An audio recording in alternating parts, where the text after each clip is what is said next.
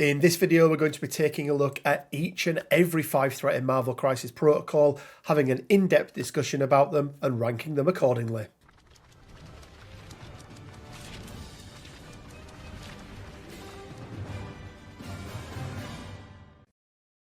Hey guys, Rich from Richmond Gaming. Hope everyone is doing fantastically well. Saw quite a few comments on the last 4 threat video saying how you couldn't wait for the 5 threat. So here we go. It is again going to be in 2 parts. Purely because there's almost 30 of them, I think, or 31 of them. And it's too much to go through. We can't give each character the time that we need to give them if we condense it all down into a single video. And joining me on this, less mammoth, but still a bit of an endurance test, is Mr. Quinn Duggan. Quinn, how the hell are you doing, sir? Doing all right. I'm waiting for Middle-earth releases and Marvel Rivals release and other releases. Yeah, it's an exciting time over the next month, isn't it? Yeah. Lots of new things. None of them from AMG though, because they take Christmas off. None of them from AMG. Do you know who you're starting to look more and more like? Go on. You know, and in particular, his character in June, I can't remember the actor's name, but a little bit Ragnar Lodbrok. If you watch him in June, Travis Fimmel. Travis Fimmel. There we go. I mean, let's be honest. Take it. You'll take it, right? You'll take it. Comment section down below. Yes or no for Travis Fimmel for Quinn. I mean, it's all going to be no, but sure. I think it's more the beard and the long hair. Like, that's similar hair colour. Like, you know. Yeah, kind of. Dark, very dark ginger, like almost brown. It's called Auburn, but sure. Yeah, something like that. 5 threats, Quinn. They're an interesting beast, aren't they? Because we're getting into the realms now of characters that have or make a significant difference, both to what you can do on the board. There's some extract play stuff that we'll talk about.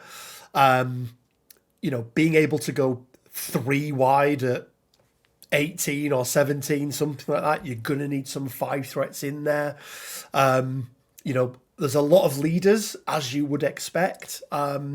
There's lots of tactics cards as well with each of these. Yeah. What are you... I suppose 2 questions, really. Both for in-affiliation and out of affiliation, because I do feel like 5 threats are some of the most splashable characters in the game. What are you looking for a 5 threat in affiliation? And then to sort of counter that, what are you looking for when you're potentially looking at a splash character you can bring along? So I think for the most part, they are relatively similar parameters in terms of what you're looking for, because you want someone who is like an exemplar of whatever role they're trying to fill. Like, you kind of get that with 4 threats, but then when you step up to 5 threat, like, you know, the gears kick up a notch and you get access to things that you typically don't elsewhere. So there's a lot more unique mechanics across 5 threats than most other threats, I'd say. Yeah, I think that's fair. I think because of that, it means that they are a bit more niche in terms of their application a lot of the time. Like, if you've got a choice between 5 threats in a list, it's going to be between 1 or 2. Not, you know, 3, 4, 5, like it might be for 4 threats or 3. I don't know. Right? Sometimes I might have 4 of them in my rosters. Yeah, but you'll have them for different reasons. Very different reasons. It's very rare that you'll have that many that overlap in a way that you're actually, you know, interested in including. Yeah. And sometimes there'll be one that I take and they have got one job because it's this setup. I've got priority. I need to be able to do something. Let's take a quick look then, Quinn, at the tier list. I feel like the parameters we've set are fairly good, and I want to keep them as consistent as possible. So I think, again, starting up in S tier, this is going to be reserved not just for exceptional characters, but also characters that we feel have something that kind of not breaks the game, but is very egregious.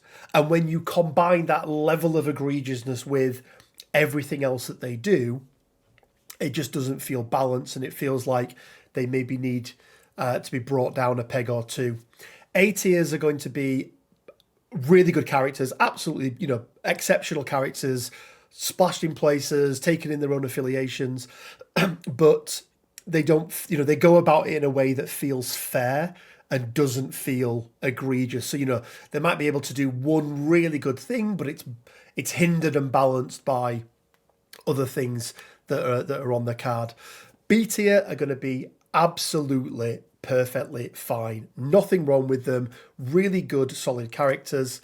C tier are going to be, they're okay, right? There might be second choice in affiliation. There might be somebody else on this list who does just the same thing much, much better than you. There might be a character in affiliation who they're slightly behind. Or, Quinn, as we've discussed, there might be a character with the same name who does the same job for a threat less, a threat more, whatever it may be, but taking that version of the character is just the preferred one. And then lastly, D tier are going to be reserved for those characters who we feel like need really a complete rework. We do have some gem bearers, and we will be going through through to both of the gem bearers in Black Swan and Corvus Glaive in this one as well. So we'll see how they stack up against 5 threats once they've got their gems on them. Anything else to add, Quinn? I know obviously we've got a lot of leaders. We kind of talked about it before, didn't we? How we judge leaders slightly differently, especially a 5-cost leader, where you are taking that leader and not being able to bring somebody else. There's a big investment cost. Yeah, absolutely. Okay, Quinn, so let's jump into it. And starting out, I think the newest character on this list, there's a lot of new characters, but I feel like he is the latest release on this one. I mean, we've had an influx of them as of late. We have, because, yeah. We had the year of the 4 threats, and now we're starting the year of the 5 threats, apparently. And also quite a few 5s that have had a little bit of a glow up as well, a bit of a tweak. which has helped. But yeah, Abomination, aka Emil Blonsky. His sort of baseline stats: 4-3-3. He's got 7 stamina on his front, 7 stamina on his back. He's a medium base. He's a large base, but a medium move, and he's size 4. 2 builders, Quinn. Both of them are flat gainers. But he does have the thing where when he takes damage, he gets to generate extra power as well, and generates power in the power phase. I think we spoke about it off stream, Quinn. You mentioned a lot of movement, and I think I sort of likened him a little bit with his displacement and his throws and things to Ulik. Sort of very, very similar character. His push is away, but that's still fine. It gets somebody off the board. 4-3-3 stat line though, Quinn, even though he's got damage reduction and only 14 stamina, I feel like he could have had an extra something somewhere in that. I mean, it kind of ends up making him average for a 5, right? The average for a 5 in terms of health is 14, I think. It may be, do you know what? It may be that I'm just so used to playing Ghost Rider. 10, 12, 14, I think, in terms of 3, 4, 5. Maybe, yeah, maybe. And then having damage reduction on top of that is pretty handy with that bigger health pool. Obviously, he's a little lacking in terms of like just actual dice defensively compared to most 5s, I'd say. But I think he does all right out of it overall. Yeah, he's also... And I didn't realise this, and we had a whole conversation about it, but he does have a way on a certain map as well, doesn't it, to be able to pick up 2 hammers round 1 because of that extra power. So how would he go about doing that? You deploy center of the board, have him start on your home hammer, grab that because, size of his base allows him to do that. Grab it, and then double move over to whichever side hammer you want him on. And then just grab that as well. And then you've got 2 out of the 4 extracts on the board sat on a 4/3/3 health damage reducing character. And then if people go after him, that's just feeding into his whole power economy of like gaining extra power when people damage him, right? Yeah, no, that is fair. That is fair. Yeah, a character like that, you care less about being potentially a little bit exposed on that midline. Obviously, depending on who you're coming up against, right? If Yeah. there's a Thanos or something like that, somebody who can pull you in, probably don't want to do it. He is Crimson. He's also in Hydra. For Crimson Quinn, for me, he feels like a great Kingpin addition. Yeah. You play a lot of Hydra. Have you had a chance to play Abomination yet, or have you had any thoughts about what he could do in there for you? So I've not really played a lot of Abomination, just generally like with or against, but I have had some thoughts regarding him. I think he's a good piece for Hydra. I think there's actually another 5 threat that was released relatively recently that I prefer there, but that character may get a little bit of a whack with a stick that says nerf on it a little later. Okay. So, like, in the eventuality that that happens, I think Emil will end up being a pretty prominent member of Hydra. I view him as more of a Strucker character than a Skull character, and I don't view anyone as a Zemo character because, well, you saw where he ended up. I think with the poison thing that plays into it, but also the threat levels as well, right? Like The threat levels as well, but also he does benefit from Skull quite a bit because, yeah, like I mentioned with the whole hammer thing of grabbing 2 turn 1, with Skull, if he does deploy on an objective, like in deployment, he will gain the extra power for being on it off the back of Skull, which then means that he's starting with 3, which means that he's starting the game able to do his throw, which yeah, is pretty scary. Like, you know, if maybe we see some like rebalancing to someone like Magneto, who probably does need a bit of help, and we see more of like a resurgence in those, you know, more throwy teams that care about terrain, just having the ability to remove a big piece from the middle of the board round 1 and just get rid of the ammunition or use it yourself, I think could be good. a But long throw as well. That's a yeah, long way for a size a 4. long throw on someone on a large base, medium moving, like Yeah, that's pretty. It's good threat projection for turn 1. yeah, Then with regard to Strucker, obviously you've got the whole poison element that Abomination has with him, where he's got the radiation zone. He can really pile on that damage. Um, it's a little bit sad that he doesn't have a way to apply poison during someone else's turn, because that would really ramp him up. But also, just with the general tankiness of him, being able to heal off the back of Strucker's leadership as well, and get rid of some of those more negative conditions that he might have inflicted on him, I think will just keep him in the fight for a really long time. And if you can get those objectives on him early, then you could have him as a very just safe holder for those things. yeah. And I do think I do think he does you can do a very similar thing with him in Crimson as well. I actually did play because he does have a team up card with a certain MODOK. Well, actually with George Tarleton, so it will work with either version of MODOK, but obviously he's Crimson. The 4 threat version is Crimson, so I thought I would try it. Now it is during MODOK's activation, and I have noticed this. They've tempered a lot of these just do them at any point cards. Which this would have been nice to be able to do at any point. It does cost 5 power, but you do get to throw Abomination medium, which can be pretty darn good. But it does require you to take a MODOK with you as well. It is also quite funny that unlike things like Pounce, he does still take the damage. He from does the still collision. take the damage. In my head, because it's like just MODOK. It's not like a team up card, is it? It's MODOK with his shouting at him. mind and going boom. Yeah. And then he does have a card called Gamma Burst. During his activation, Abomination may spend 3 power to play this card. Push each enemy character with the poison special condition and within 2 of Abomination away medium. Each push character suffers 1 damage. So if you, first of all, have the power, but you combine that with Radiation Zone, spend 3 power on that. Each enemy character within 2 with the poison special condition suffers 2 damage. Then each enemy character within 2 gains the special condition. So the first bit happens first. You don't get to put the poison on them first. And then each character that gained the poison special condition loses a power.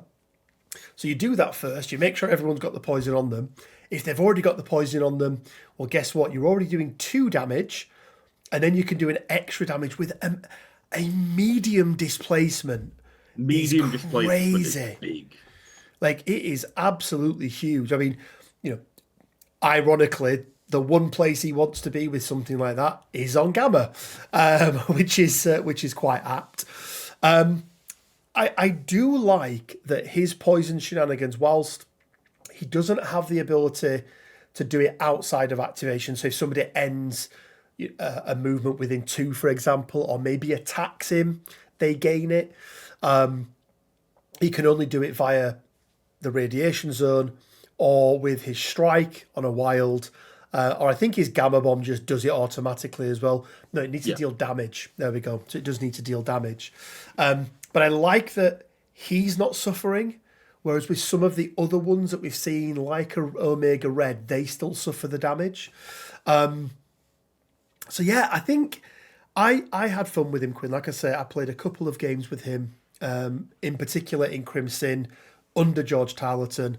I was happy to run him off up to the midpoint, early doors, go and be that secure midpoint holder, with a view that unless they get very lucky with dice, he's not going down anytime soon.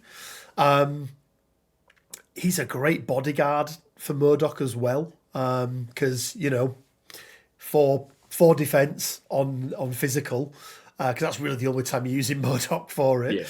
Yeah. With damage reduction, I would say his tactics cards are fine. I wouldn't say they're stapled to him in any way, shape, or form. On the right setup, on the right map, you probably want to take at least one of them. But yeah, overall, Quinn, I think he's a pretty solid character. What are your thoughts on him?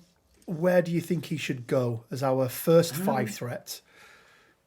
I think he's pretty good. I think he has a very good home in, a couple of his actual affiliations. I'm yet to see whether he'll see play elsewhere. Because it's kind of big being a 5 threat that gets splashed, because there are some really good ones. So many good ones, yeah. I feel like he's just, he's solid middle of the road. He's B. He's a nice barometer to start with. Yeah, I would agree. Would I love to see an extra defense on him there?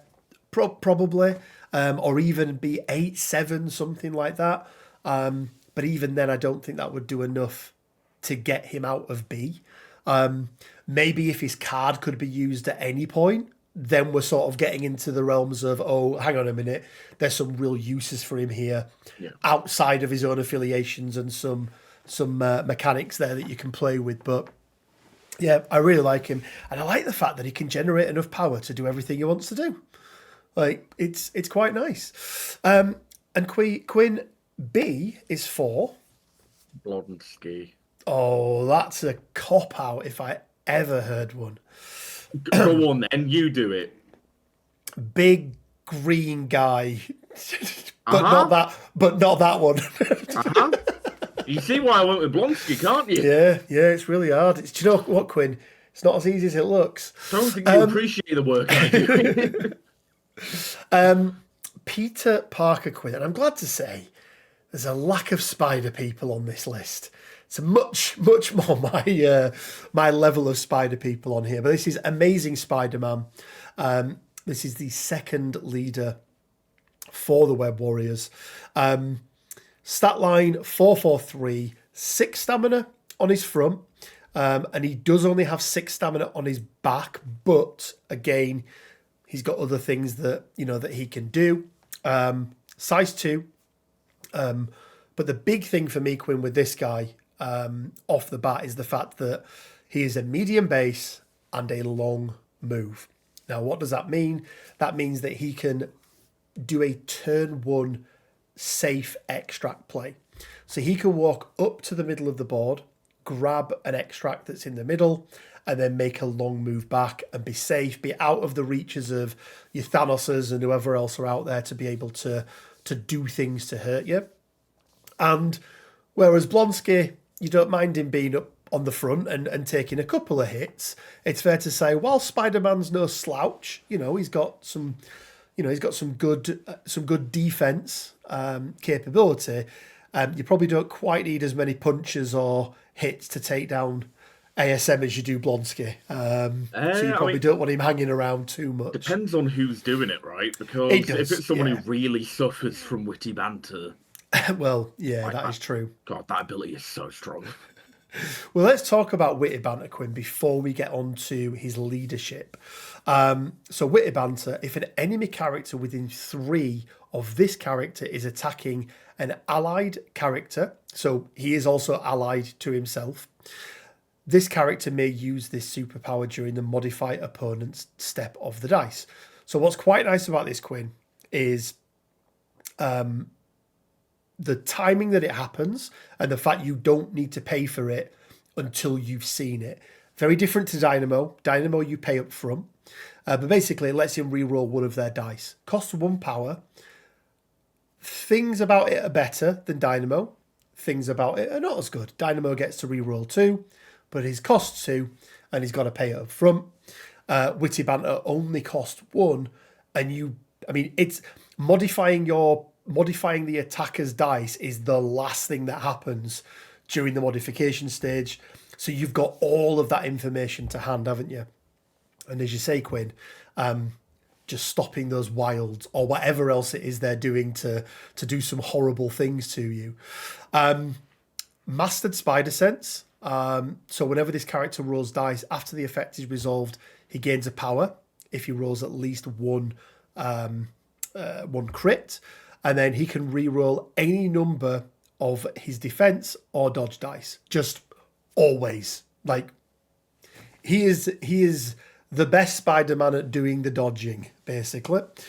1 spender, 1 builder, Quinn. Spider Strike.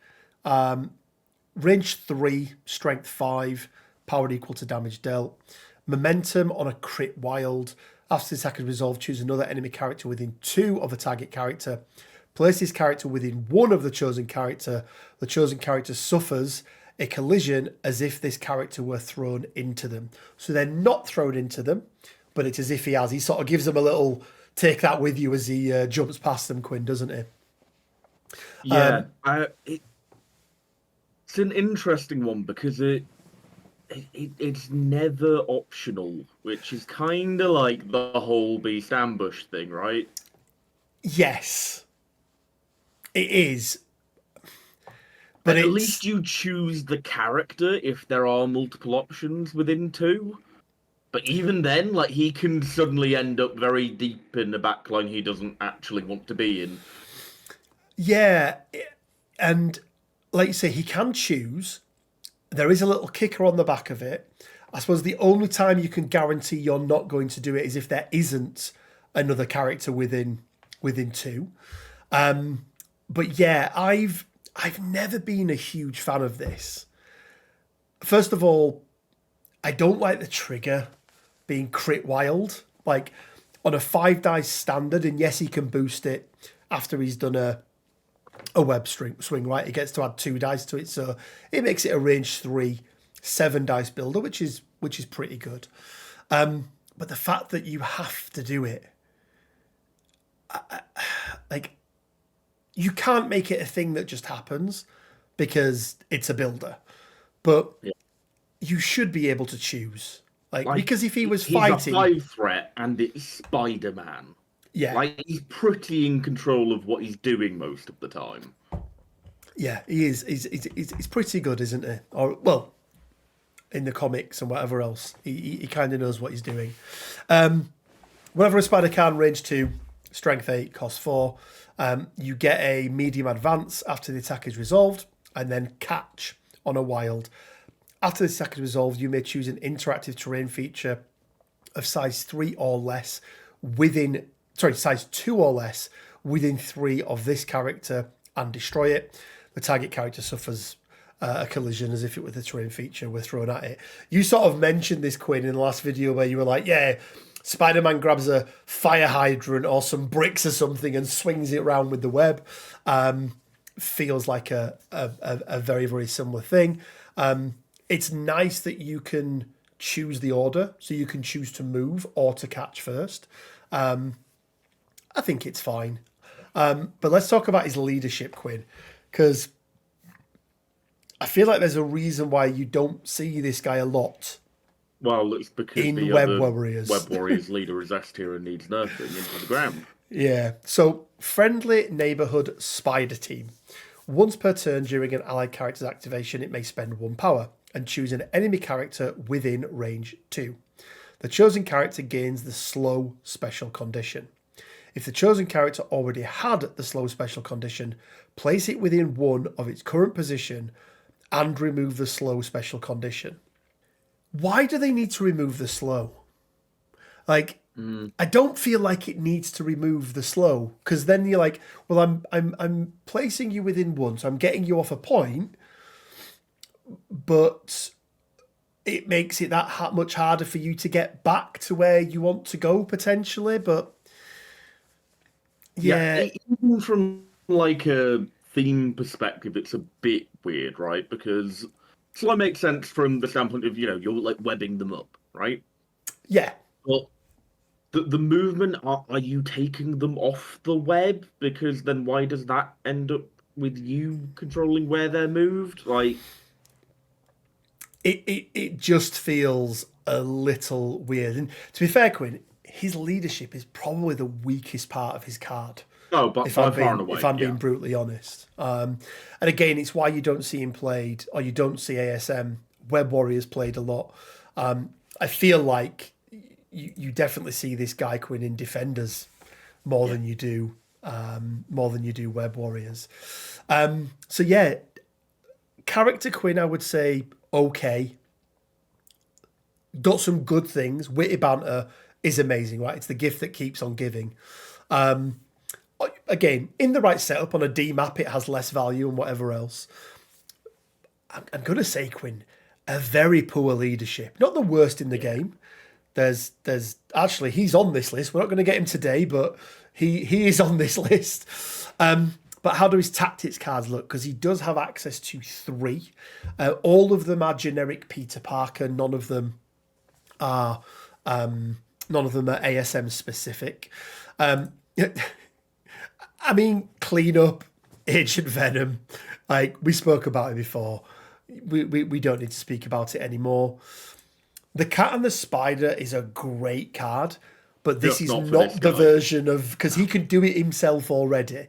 This is really good for 3-threat version of Peter Parker to use. But actually, Quinn, go get him, Tiger. He's not a bad tactics card. Tactics card even. With an allied Peter Parker dazes or KOs a non-grunt enemy character. You know it's a newer tactics card because it says non-grunt. After the effect is resolved, Peter Parker may play 2 power to play this card. If he's holding an objective, he may remove up to 3 damage and up to 1 special condition, so he gets to do both.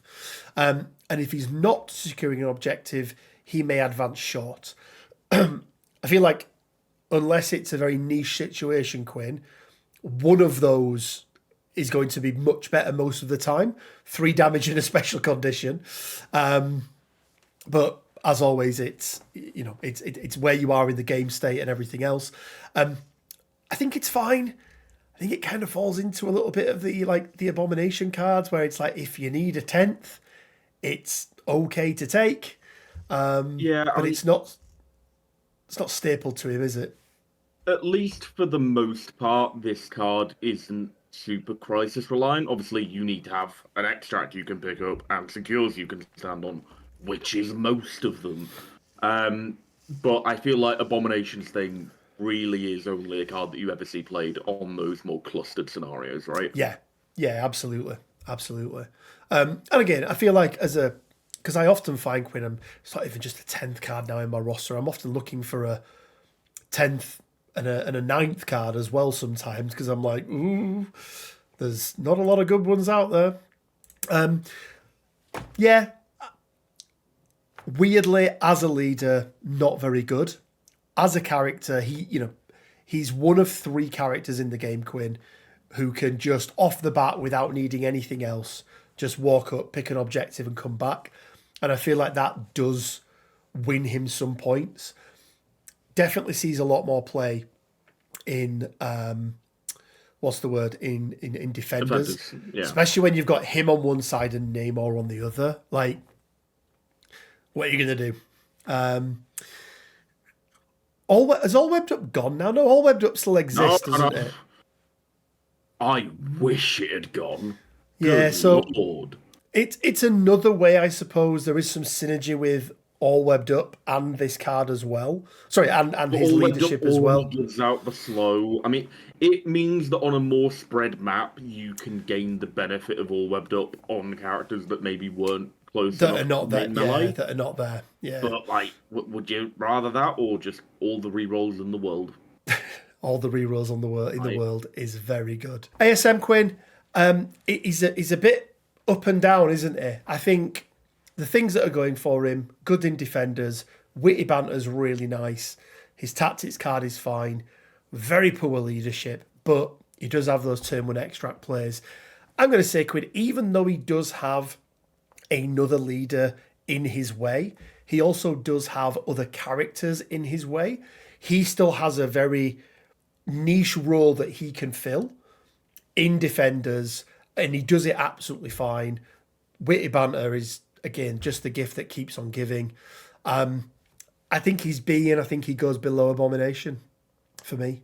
A2. You think he's as high as A? Even with that leadership?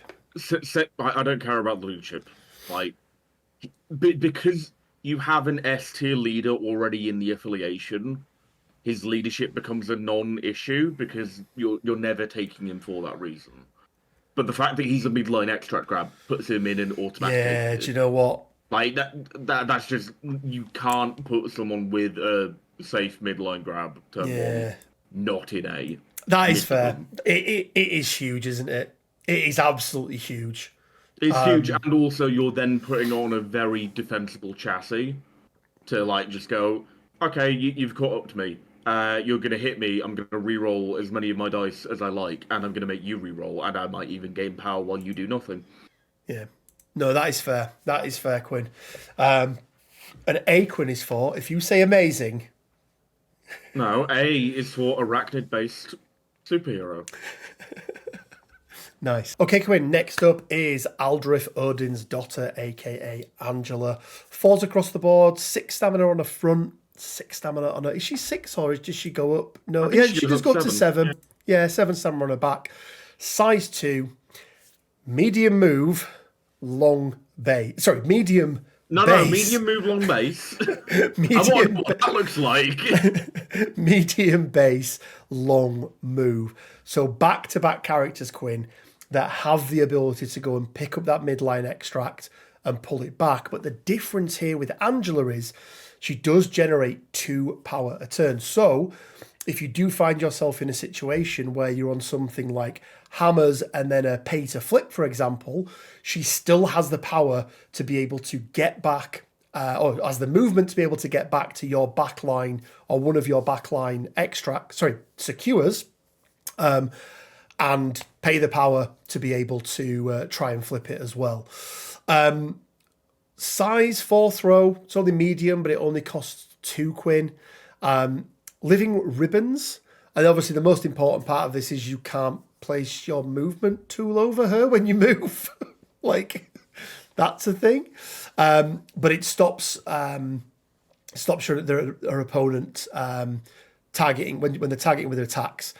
They can't change their attack dice, can they? So there's no modification for them. She's got flight as well. We didn't mention actually Quinn because it is important.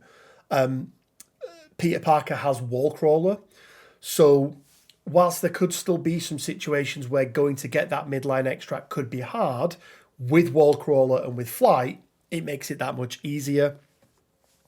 Zyphos, Sword of the Stars, range 2, strength 6, power equal to damage dealt, and then a must place within 2, which is good because you're already within 2.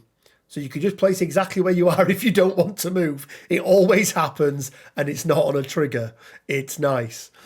Blades of Ica, range 4, it does cost 1. She does have a pursuit on here. I always felt it was a bit rough that the pursuit needed a trigger.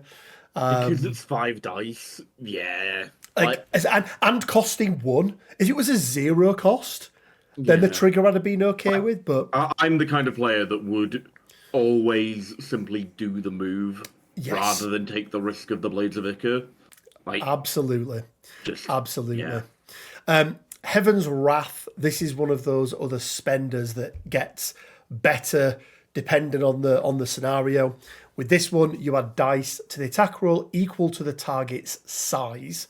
So it's range 3, strength 4, cost 3 power. So at most, this can go up to a 9 dice attack, Quinn, without any other modifications, obviously, of having a hammer or whatever else it may be. But it does have a trigger on there in Cleave. It needs crit wild. After this attack is resolved, this character may make an additional Heaven's Wrath without paying the cost. The additional attack must target the original character. And then obviously the follow-up doesn't have the trigger. Again, I feel like we're a little bit biased, Quinn, because whenever I do that, and it'll be into a Hulk or a Dormammu, size 4 or bigger, I never get my trigger on that. Never. I'd also argue that the trigger requirements are a bit stingy. I feel like crit wild is fine. Crit wild or just the fact that it's 2 crits.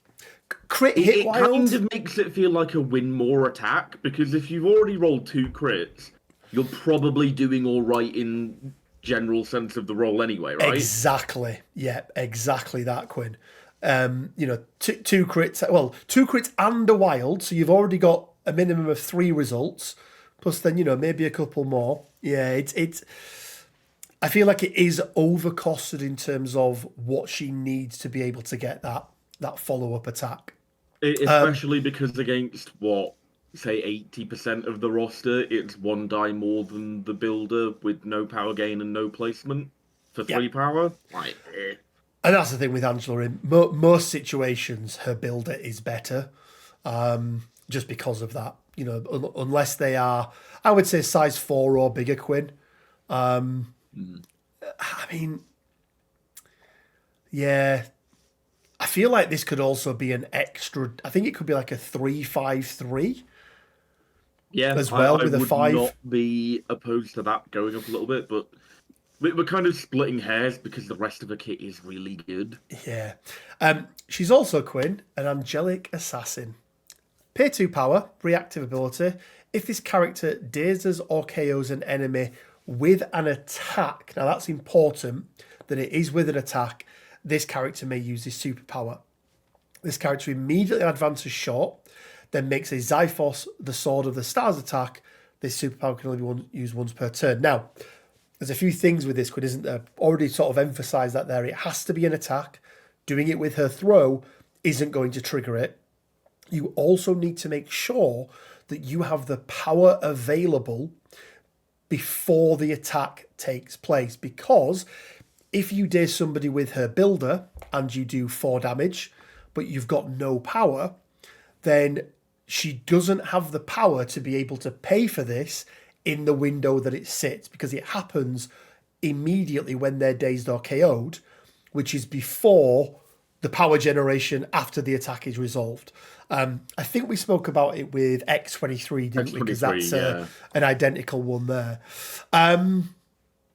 Yeah, she's pretty good, Quinn.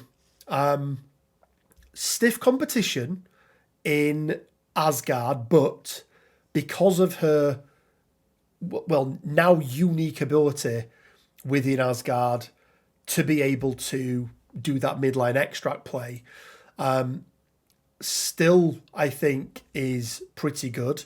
Similarly for Air Force and similarly with Guardians of the Galaxy, because Bill, other than Air Force, Bill was in both of those, and Bill was always your go-to for your safe midline extract play.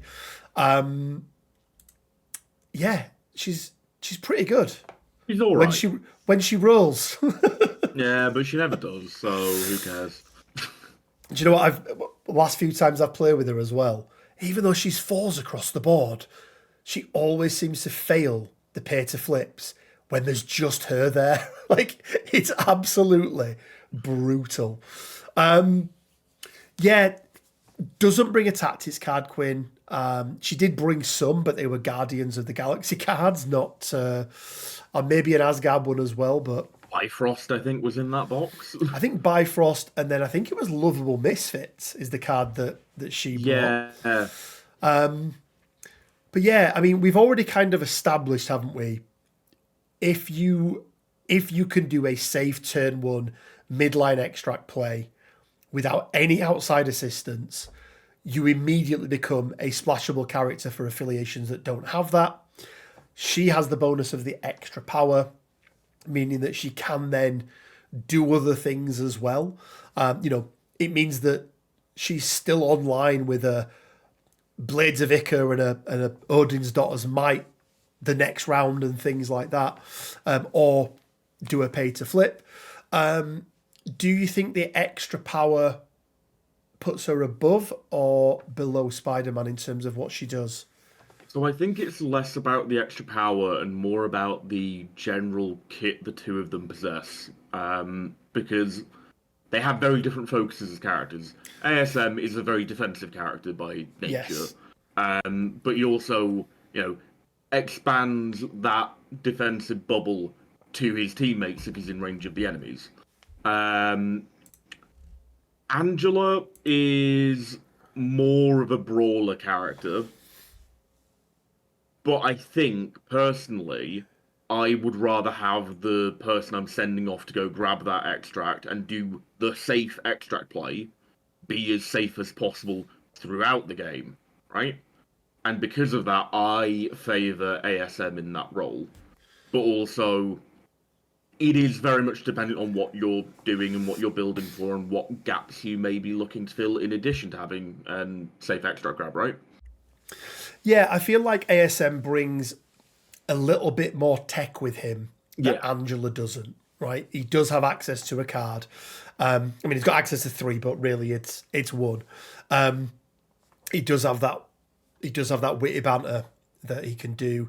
He does have the ability to, he's got a long move. It does mean that late on in the game, he's got a double long move available to him, but he's also got a place as well. So if you find yourself in a situation where you need to get to a couple of different points to pick things up or to flip some objectives and things like that, he does have a little bit more maneuverability. So I would probably agree, Quinn, and say I think ASM. I think in Angela's affiliation, you would always take her over ASM. But I feel like whenever I'm looking for my midline extract play, let's be honest, it's neither of these two. But when I am looking, he is usually above her in terms of the pecking order. And Quinn is for? Actually not a Marvel character. Actually not a Marvel character. I mean, she is, but well, no, she's from Spawn. Oh, yes, she was from Spawn, wasn't she? Yeah, she did originate in Spawn. Good catch, Quinn. See? Just a wealth and fountain of knowledge. I am a fountain of useless knowledge that can only be applied in this exact context. Indeed. Look at me go. Blackagar Boltagon next, Quinn. He's got the right way shaped cards, and it's the updated version of him. And he had a bit of a glow up, Quinn, didn't he? He's a little bit better than he used to be. Obviously, the sole leader for the moment of the Inhumans. 4/4/3, 6 stamina on his front, 9 stamina on his back. That is still not the way around that you would want it, but much better now than what it was. Because wasn't he 5'8" before or something daft? He was something like that, yeah. I mean, he's had a lot of things that are just...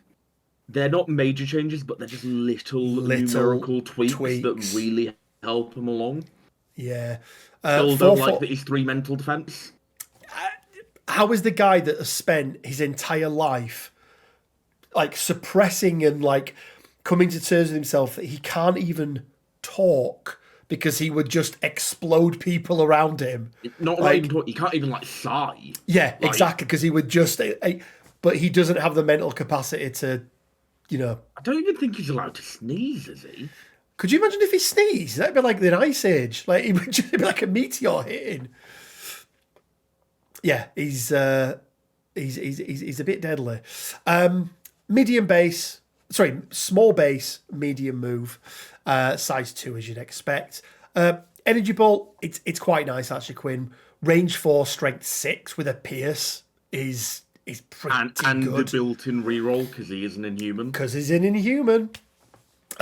Master Punch on this side of his card, Quinn, is a really nice early doors spender if he can get the power into it as well. So you, after the attack is resolved, place within 1, and if you do damage, which, you know, it's 7 dice with a reroll, you get to throw the target short as long as they're size 4 or less. Again, omnidirectional, so for displacement and things is really good. And because it's range 3, it's also a way of being able to get him, you know, he gets on to the point where he wants to be and he can throw you off it. So it's quite a nice little thing. Anti-Graviton Field, Quinn. Cost 2. When this character is targeted by an attack, it may use this superpower. Add 2 dice to his defense. So if he's got 2 power on him, he is effectively a 6/6/5, which is pretty good with an inbuilt reroll, Quinn. Yeah. Mate, can't really sniff at it, can you? You really can't. This is one of his newer abilities, I believe. A king serves his people. Costs 1 power. When an allied character within 2 is targeted by an attack, this character may use this superpower. This character becomes a target of the attack regardless of range and line of sight. It's just bodyguard. But it's a bodyguard that costs 1. On a character... It's pretty damn good. On a character that is, if you've got the power, 6/6/5. And with that builder, he generally has enough power to be able to do things. Yeah, plenty of power to do things. Especially in addition to the fact that he's taking more attacks into him and therefore gaining power from that damage. Things like Master Punch become really feasible because I think that went down in cost 1 as well. It used to be 4, didn't it? It used to be 4, but now the fact that it's got, if you deal damage, you throw potentially a size 4 character. Even if you're not flipping him onto the side with the Whisper, just building up a bit of power and then going, cool, I'm throwing 2 7 dice with a reroll spenders into your Hulk and I'm going to absolutely wreck your lines. Yeah. Let's talk about the leadership, Quinn. King of the Inhumans. During each of your turns, so there is your turns, so not during your opponents', 1 allied character may spend 1 power at any time. If it does, choose an allied character within 3 of it. The chosen character gains a power. I think this is one of the best leaderships in the game. 100%. Without a shadow of a doubt. Because we spoke about it a lot before, Quinn, haven't we? Consistent things and things that are guaranteed are generally better in games. This just happens. And when you've got characters like Lockjaw in Affiliation who are starting the game on effectively 4 power because he has his 1 and then he generates another 3, and the fact that the same character can get power on each of the turns as well. it becomes so good. He does change a little bit, Quinn, on his flip side. Leadership stays the same. Energy Bolt's identical, I believe. Yep, Energy Bolt is identical. Master Punch is the same. He does gain Whisper. After this, which is a Beam 4, Strength 10, costs 6. It's got a Wild Stagger on there. It's got a guaranteed Stun on there. And then after the range tool is placed for this attack, destroy all size 2 or smaller interactive terrain features it overlaps. So any cover they thought they were getting have disappeared. Nightcrawler loves Nightcrawler, yeah. And he also, Quinn, goes a little bit more offensive rather than defensive. So his anti-graviton field this time costs 2 a game, but when this character is tagged... Oh, no, it's...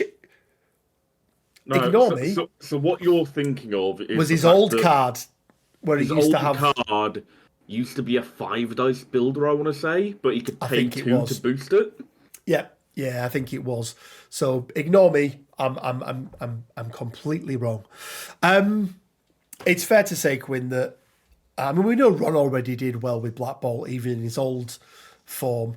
But the stacking of what he can do with Bodyguard, boosting his own defense dice, having a level of mobility without having to make a move action by, with his Whisper Punch, innate rerolls on attack and defense, 1 extra power, immunity to poison.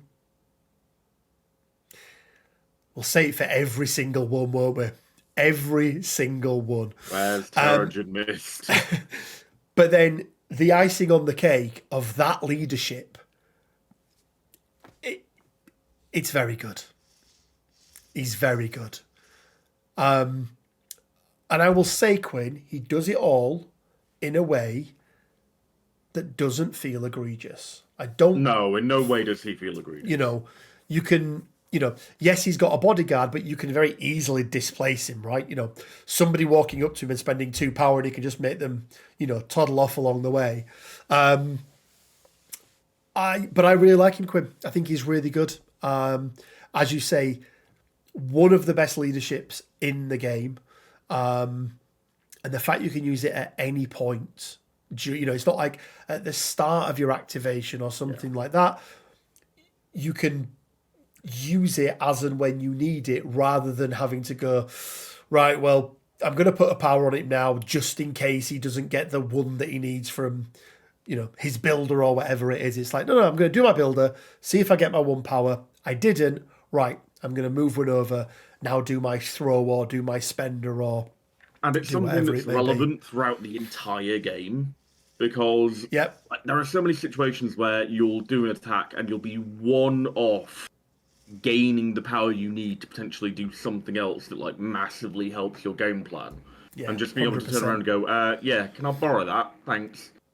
Is really, really good. In fact, there's no tax on it whatsoever. You just get 1 for 1 on any character you want. Yeah. Now, it doesn't, there are other affiliations that, that have a similar type of thing. We talked about Scott, where if somebody does damage, then they can gain a power. Charles Xavier has you spend a power on a leadership, but it still needs you to do something to be able to do it. Whereas with this, it's like, you can just, without doing anything else, and the fact that you've got the battery of Lockjaw, who we all know is my favourite Inhuman, it's pretty good.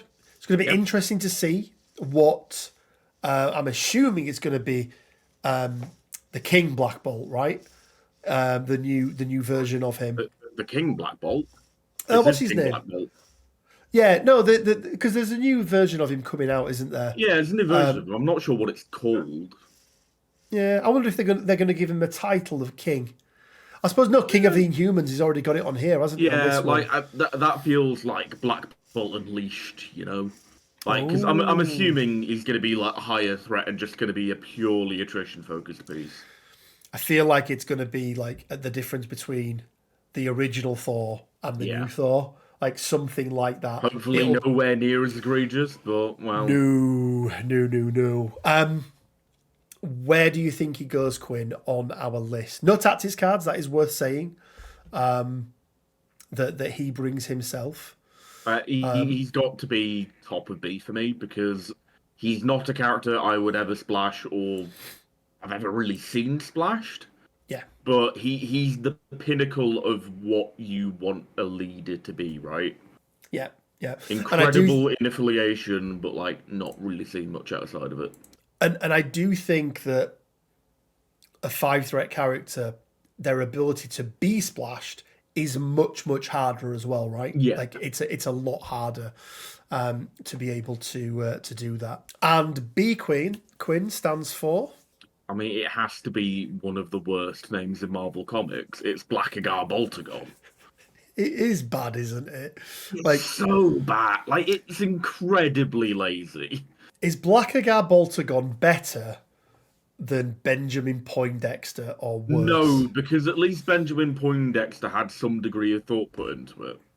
And it's not just his name. Like, yeah, that's the thing. Like, the fact that his, like, superhero name is just a shortened version of his incredibly stupid name. Yeah, fair. Okay, Quinn, next up is Black Swan, a.k.a. Black Swan. Which is not her name. Which is not her name. We established this in the last video, or in one of the other videos. This is the first of our characters, Quinn, who we have said is worth bringing a gem with. And actually, not only is worth bringing a gem with them, gets that much better when you bring that gem with them. So she is the power gem bearer. We don't need to go through all of her card, Quinn, but just quickly at home for the people, power gem, what does it do? Because it's a little bit different to the other ones, isn't it? Well, it's kind of terrible, but effectively, a normal gem gives you an extra 1 power every round of the power phase. This one gives you 2 extra instead. What incredibly interesting design. So it's not a particularly good one, but why does this not just give you an extra dice on all your attacks? I mean, it really should do, shouldn't it?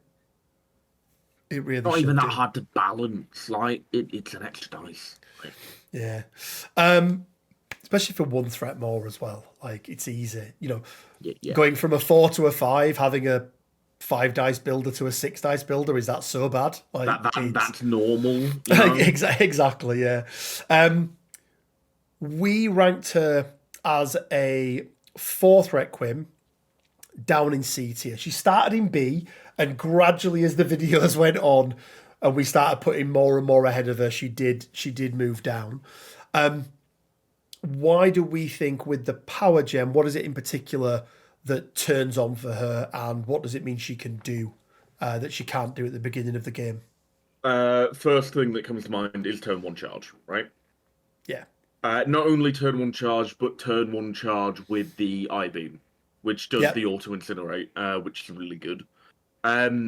In affiliation, it also allows her to do that charge alongside the drop-off card with Black Dwarf, which is kind of fun.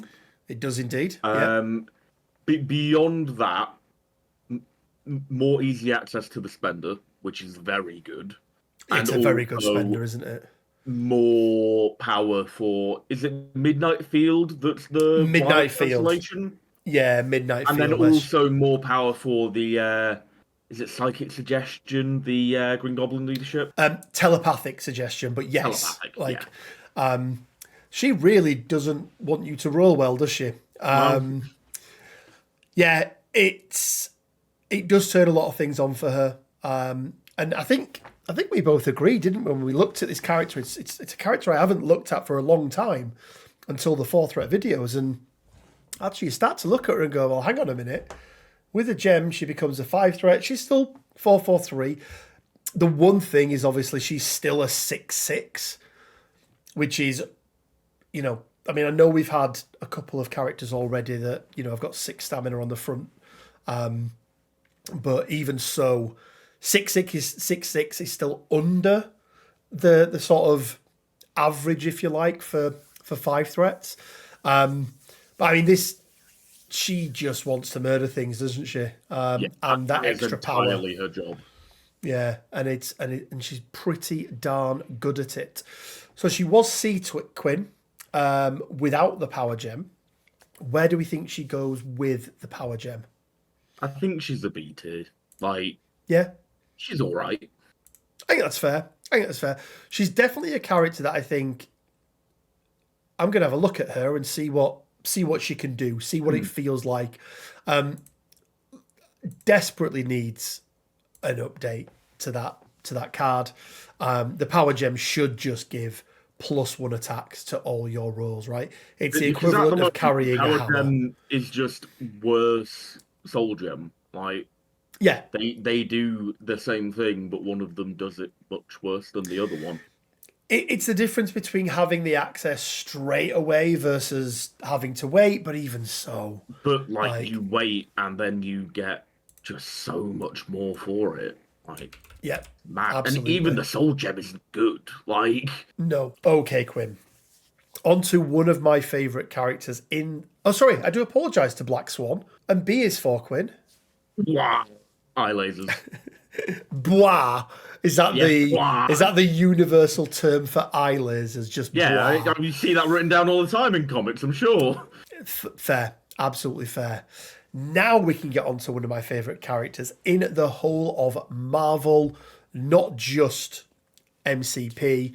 You know me, Quinn. I love me some time-travelling, enhanced mutants from the future. They tend to be my favourite category of characters. This is the better one. It is Cable, aka Nathan Summers. Again, a fairly big glow up, but not a lot of things changed. But those few things that did and those extra little words do make quite a big difference. 334. So, yes, he is under the curve, but he does have the ability to boost his dice. 7 stamina on his front. I want to say he stays at 7, which he does on his back. So 14 stamina in total.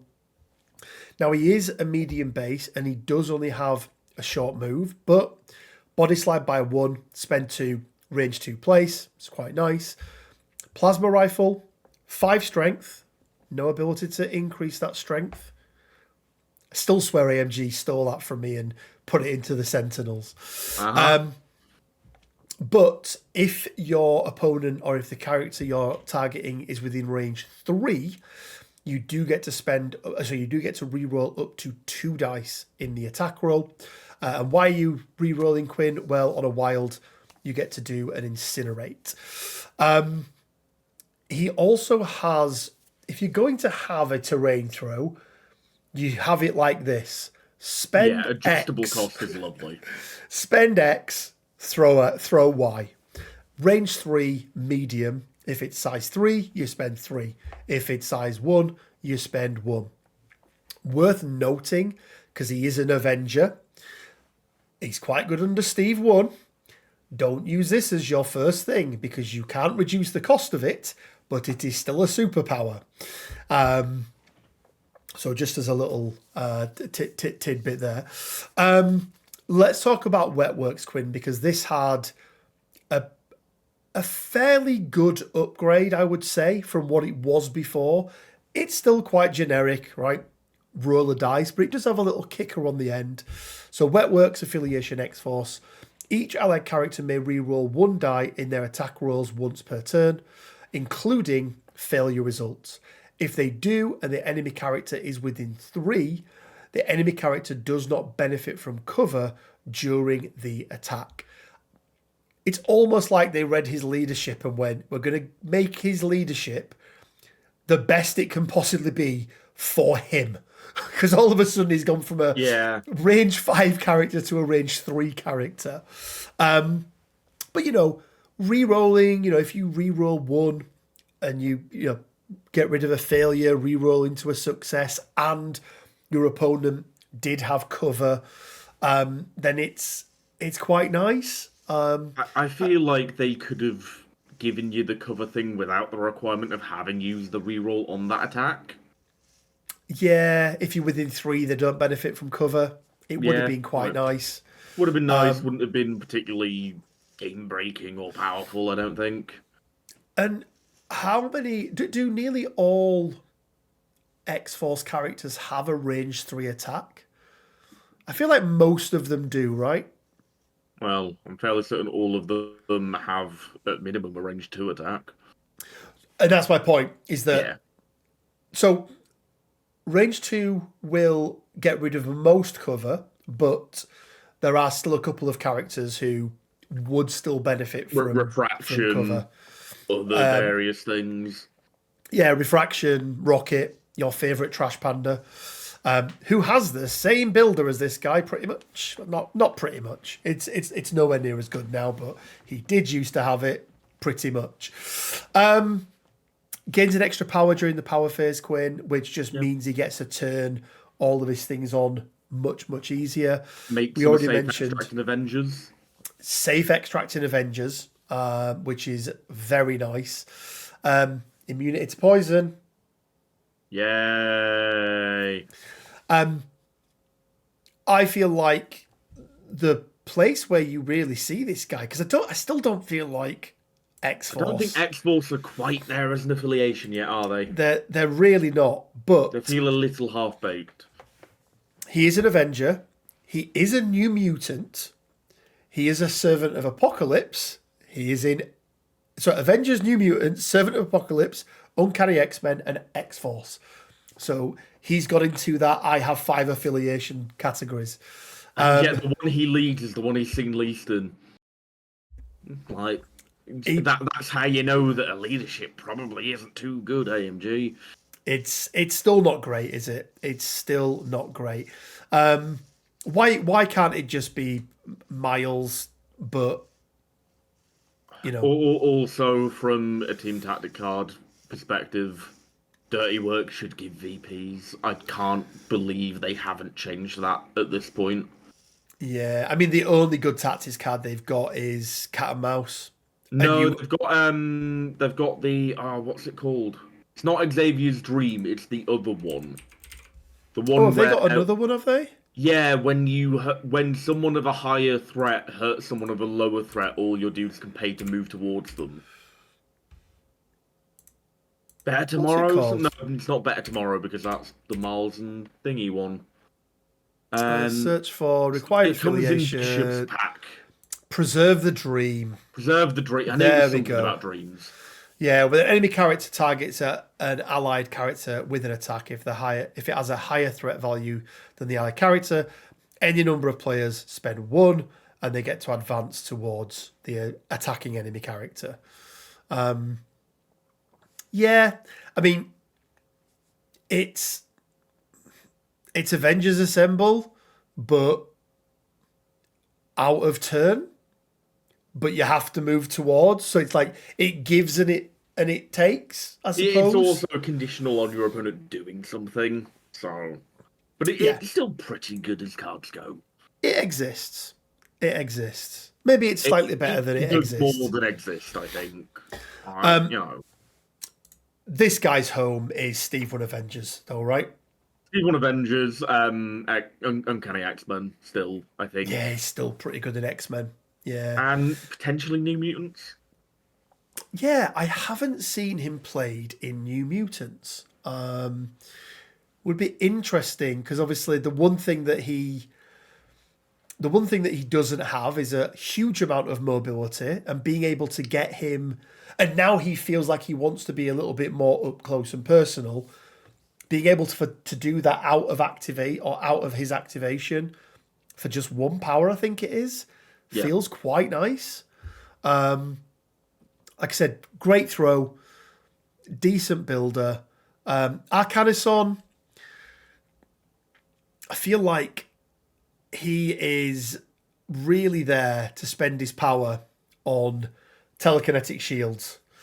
rather than Yeah, spending it on once a can of again, son. struggles from the fact that it's an area attack, and area attacks just aren't very good in this game for the most part. No, It feels like they really got the costing between beams and areas wrong. so wrong. It's Yeah, so much easier to line up a beam than it is an area attack.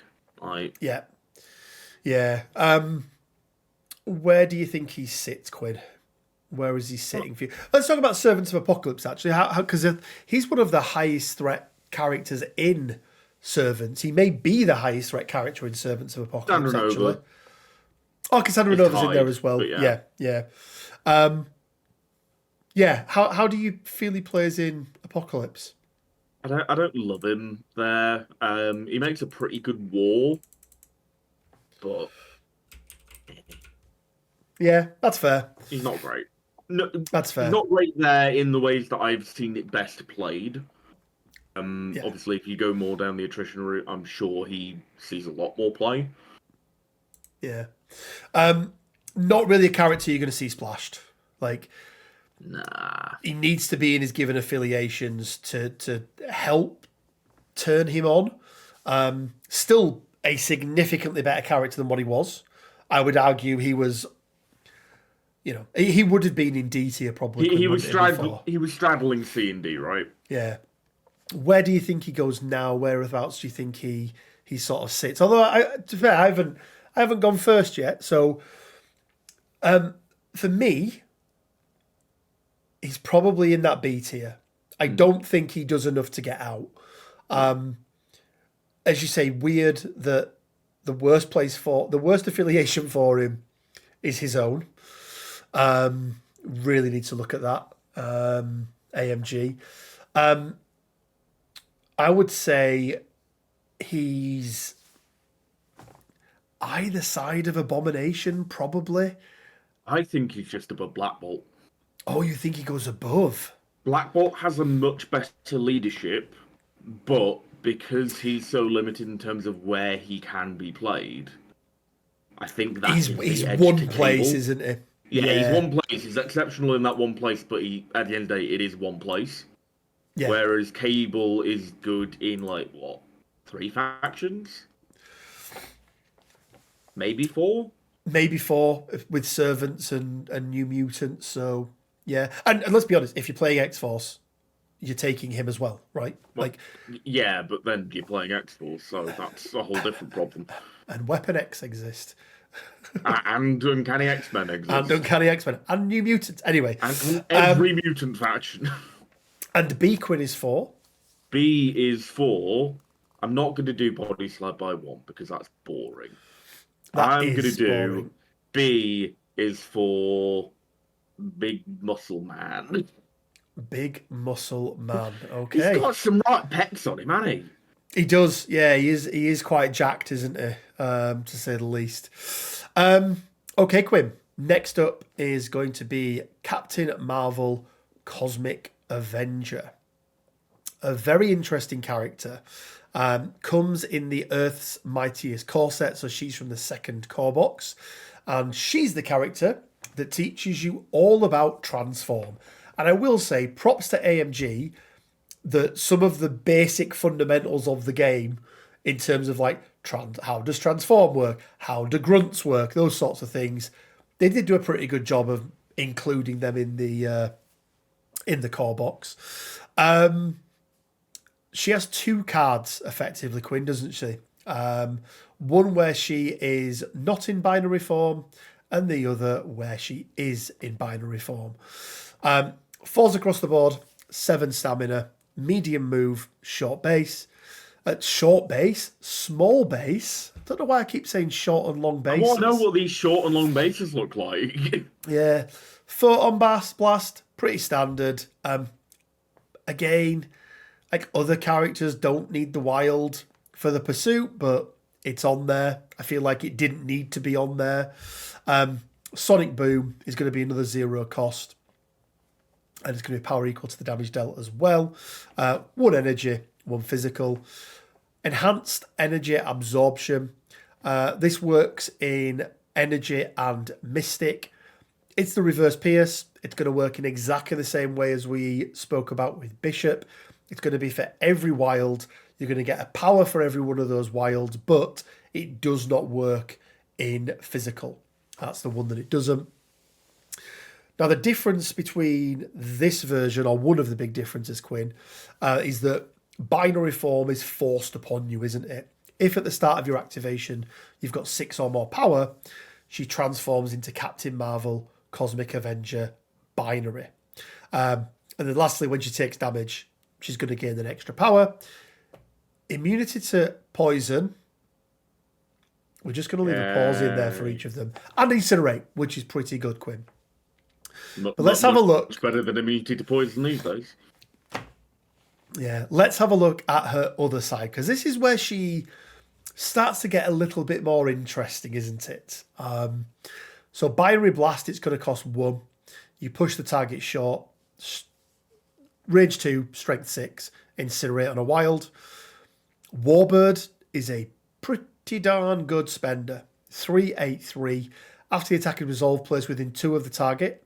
On a wild, you're going to get a throw. It's going to be short, omnidirectional. And then on a crit wild, you're going to get explosion, where enemy characters within 2, before damage is dealt, are going to take a damage. So the throw happens after the attack is resolved. The explosion happens beforehand. She's got a size 4 terrain feature or enemy character throw, Quinn. Cost 2, range 2, medium throw. It's pretty good. It's pretty good. She has a 0 cost charge, which, again, is really, really good. When this character spends or loses power, after the effect is resolved, if this character has 3 or less power, it may use this superpower. This character transforms into Captain Marvel, Cosmic Avenger, normal. Weirdly, and I've only just realised this, Quinn, there's ways of being able to stop this. Because, oh no, you can't actually stop it, but I was thinking then if you stack Root and Loki, does it stop her from ever changing back? But it'll mean it would cost 3 power in total, but she would need 3. Or maybe 2 power in total. So this is how she transformed back. The only 2 ways she can generate power, Quinn, in this form is through attacks and through that enhanced energy absorption. When I've played her, she tends to have a turn where she's not doing much because she's just generating power, and then another turn where she pops off and kicks the living daylights out of a lot of people, but then goes back to needing to generate power. Because I would say you probably want to be... You probably want at least 7 or 8 power on her, so that you've got enough to do a couple of warbirds, so you can have a big impact on the board. Ideally 8, because then you've got a character throw in there as well. I played her quite a lot. I tried her in a few different places. She really needs help with power generation. Like, that's the big problem. I think that's fair. Does she have cards, Quinn? I can't remember. I know think she's she got can generic do husband and wife with Rhodey, I think. No, she can't. That is Banders? Captain Marvel. She's got On Patrol with Spider-Woman, who we've already been through. And then Overcharge, which is her or Thor. Yeah, Iron Man one, right? Iron Man 1, yeah. Which the area 2. And it gives out shock. Weird. Yeah, like, fine. I'm gonna say as well, Quinn, lots of triggers needed for the things she wants. Very clearly a Steve 2 Core Box 2 design with her card. I think she's outshone. I mean, let's look at where she is. She is A-Force and Avengers. That's rough. It's real rough, isn't it? She could have been in Guardians, right? She could have probably been in Guardians. She likes space. She does space stuff. I don't think she ever was a Guardian. I think I would be shocked if Captain Marvel had never been a Guardian at any point in her career. But maybe. Yeah, probably. I played her a lot. I don't feel like I need to play her again. Wow, okay. Like, don't get me wrong, when she pops, she absolutely pops and does have the ability to daze or KO a couple of characters in a single activation. So she can be exceptionally good. But every single thing she does, other than that throw, they're just all dice dependent. And then the dice she's throwing are all trigger dependent. And she has no inbuilt way to be able to re-roll anything. And I just think if you look at where she is, like, okay, affiliations that can give her power. A-Force, fine. You can, I would say A-Force is probably the best home for her. But then you've got an 11 threat core with her and She-Hulk. Well, if A-Force had a 3-threat leader, then maybe. But Yeah, I'm still waiting for that extra leader for A-Force, because yeah, it's got to happen at some point, like America Chavez or something, anyone. Just, and then yeah. like there's so many 5 and indeed 6 threats that are just better in. You're never seeing her under Sam Wilson because she's too high cost. Steve 1 doesn't do a lot for her because that higher, further, faster. Whereas with the original version of Danvers, it wasn't an ability that you spent power on. This is just innate. So Steve doesn't. It's not all of a sudden like Steve 1 means that you only need 5 power. You still need 6 or more. The only thing that he's reducing is the cost of her throw. And then Steve 2, I feel like there are just better characters to take to do what she wants to do. I don't think she's in a great place, if I'm being honest, Quinn. Yeah, it feels like they tried something with her design, and it's cool, but it's not particularly efficient nor effective, right? Well, it can be, but it's so inconsistent that it makes it really difficult. Whereas a lot of these other characters, you can have a big impact early in the game under like a Steve 1 leadership or something. With Danvers, and you don't want to spend power on anything because she wants to go into binary form with as much power as possible. And then the other thing, Quinn, is you can just displace and ignore her. Yeah. Like, you don't attack her because she can reverse pierce. You just move her to one side, put a slow on her, and she's just so ineffective. She's not having a good time, is she? No. So for me, Quinn, in fact, I think it's you first. I'll let you go first on this one.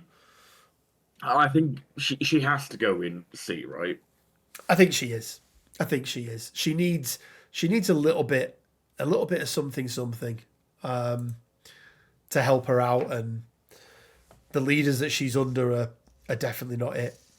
And C, Quinn, is for 3, but not the ones you're thinking of. Nice.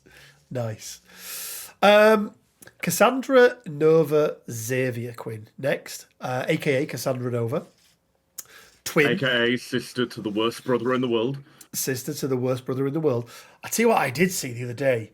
Mother to a murdered son. Father to a husband to a murdered one, yeah. A picture of, and I forget the actor's name who played her, but pictures of her next to James McAvoy's Professor X. Oh, what are they called?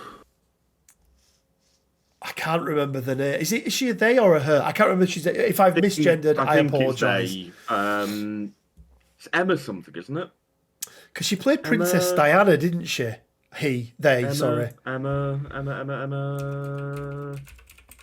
Cassandra Nova. Emma Corrin. Emma Corrin. There we go. Yeah, and they looked very similar. Yeah. Yeah, very, very similar. I do apologise. They do use they them. I didn't know, so they look very, very similar. Both. They were also very good as the main villain of the D&D film. Oh yeah. Funnily enough, another role where they play a bald magic lady.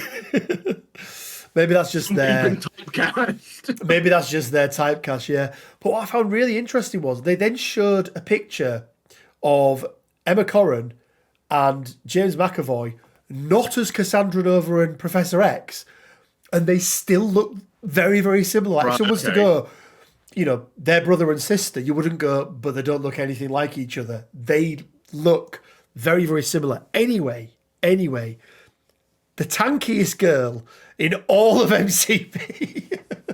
Tanky Cassandra Nova. Tanky Cassandra Nova. She's got a few affiliations that she can be part of. She's Cabal, she's Sentinels, and she's Servant of the Apocalypse. She's either death or famine. 7 stamina on her front, goes down to 6 on her back.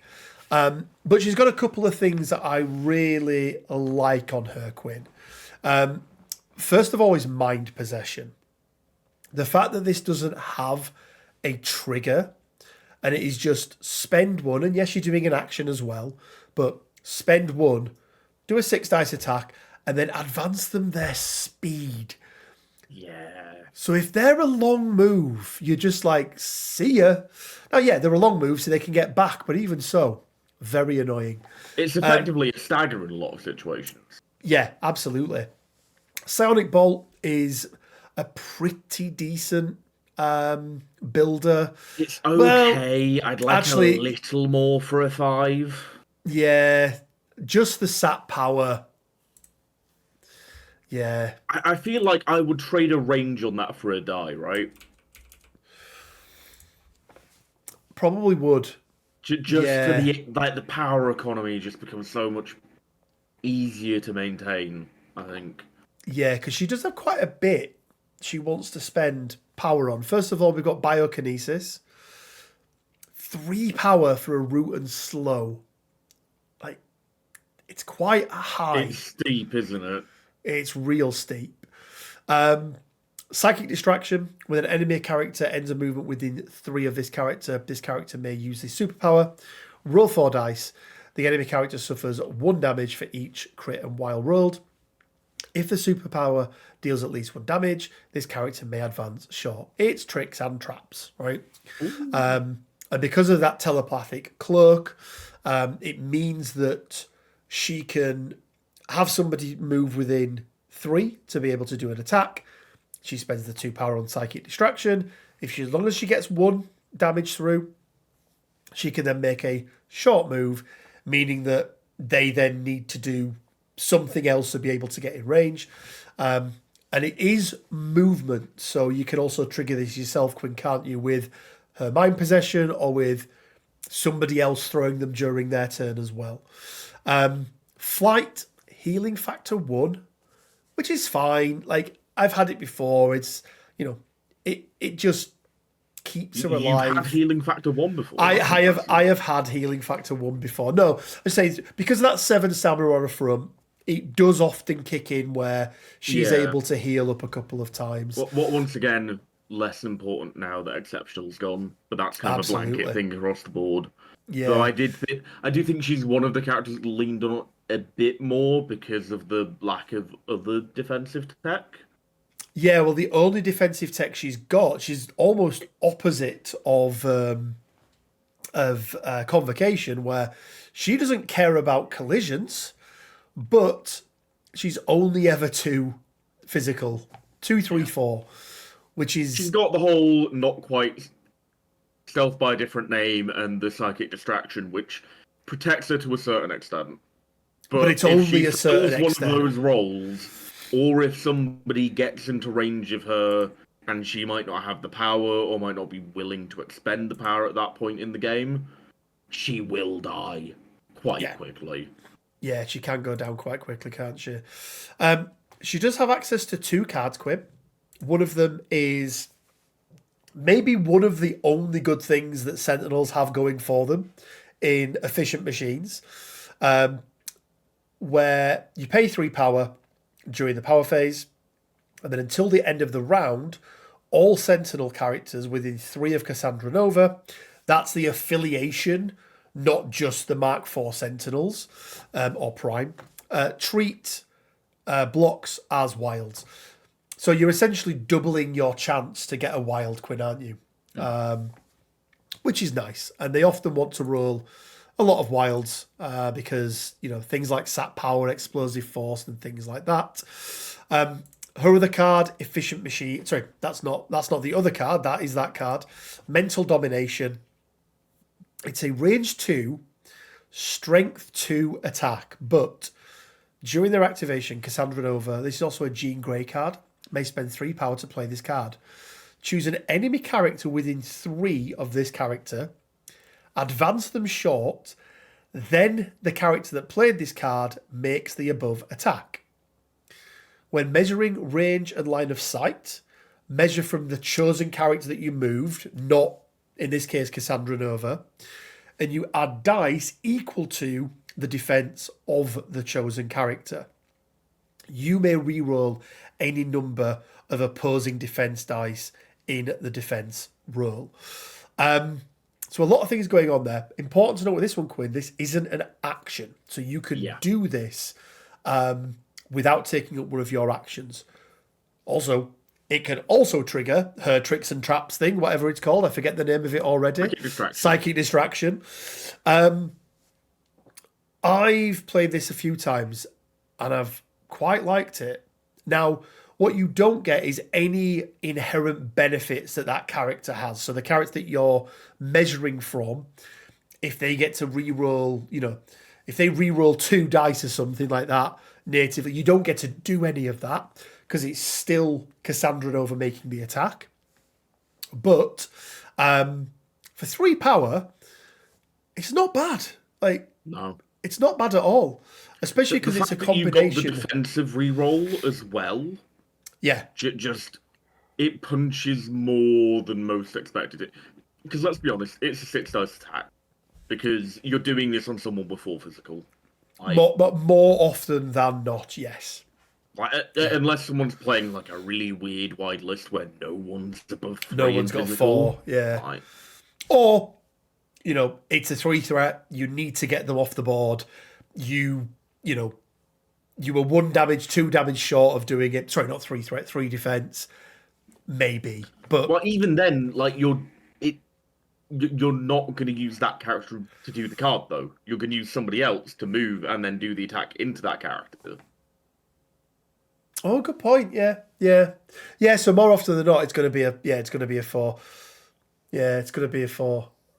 Carnage does not like this card. Carnage doesn't like a lot of things. So yeah, I quite like it. I played it a lot when I played Sentinels with Cassandra Nova. I also played it quite a bit when I played a little bit of Apocalypse with Cassandra Nova. Now, it's fair to say that was fairly short-lived. Lots of other things came out very quickly afterwards that kind of caught my attention. The problem with her is, the one affiliation where I think she could be really good is Sentinels, and they just don't have an affiliation, as we're going to get to probably in part 2 of this video. So unless you're taking her as a tech piece in some way, you're doing a crazy tricks and traps type list where you're triggering all sorts of things. But I think she's not in a great place. She feels a little dated, especially if you compare her to her brother, who's a threat less, is a leader, a good leader, and has some similar qualities about him, especially with that mind possession. Yeah, Charles does need to do damage, so that's like hers is Yeah. guaranteed, which is quite nice. But yeah, I mean, I don't think she's anywhere near down in the depths of D, by the way, No, Quinn. no, But no, no. she's Like biokinesis, maybe if it was 2 power, but once per turn, that could be helpful. You'd see it used a bit biokinesis more. 2 for 1. I think you could even keep it as a range 4 6 dice builder with Psionic Bolt, and it would be fine. I think that'd Like help a I lot. think I think it would be absolutely fine. Um, but yeah, like again, you can definitely make her work. I've had fun with her in Sentinels. I've had fun with her in Apocalypse. But there are definitely better choices in Apocalypse. There's probably not better choices in Sentinels, but that is more about Sentinels as an affiliation than anything else. I think she goes in Sequin. The question is, do we think she needs more or less I think help she's than better Danvers? than Danvers, I personally. I agree. I agree. I do agree. Okay. And Sequin is for. C is for creepy hand. That was creepy as hell in Deadpool, wasn't it? It was so good how they did it, though. So good. Okay, Quinn. Next up, our second and indeed final 4 threat character, but one that we believe gets quite a little bit better when he's carrying a certain gem. It is Corvus Glaive. Obviously, Quinn with the time gem. I think I may have done that joke in the last video, so I do apologise. But yeah, It was so funny the first time, you felt like repeating it. yeah, reality gem Corvus Glaive. We already spoke about what Corvus Glaive does. He just does it all better, doesn't he? Because he gets to count a skull as a crit On everything. on everything. So he's better at Stupid, Pater flips. He's stupid better at gem. defense. He's better at attacking. And it's all free because that's balanced. Yeah. Yes. The reality gem is egregious, Quinn. Yeah. It's very, very egregious. You put it on a More character. one Thanos than Corvus because Thanos has the reduced to 0, which just makes attacking him a nightmare. Yeah. Yeah. And he is only 3s across the board, and he is only 6 stamina on his front, 6 stamina on his back. So you can take him out. Yeah. But you combine, reality gem with something like execute his card, then with a death blow that you've glaives edged. Like the damage output that you're doing, like I think, is it just blocks that you don't count in that roll? Yeah. Like, Which it's is crazy. 1 in 8. And Yeah. because you have the reality gem and the normal odds for crit, the odds are that you do, let's say, 7 successes on that attack. It's huge. Yeah, it's absolutely Ridiculous. huge.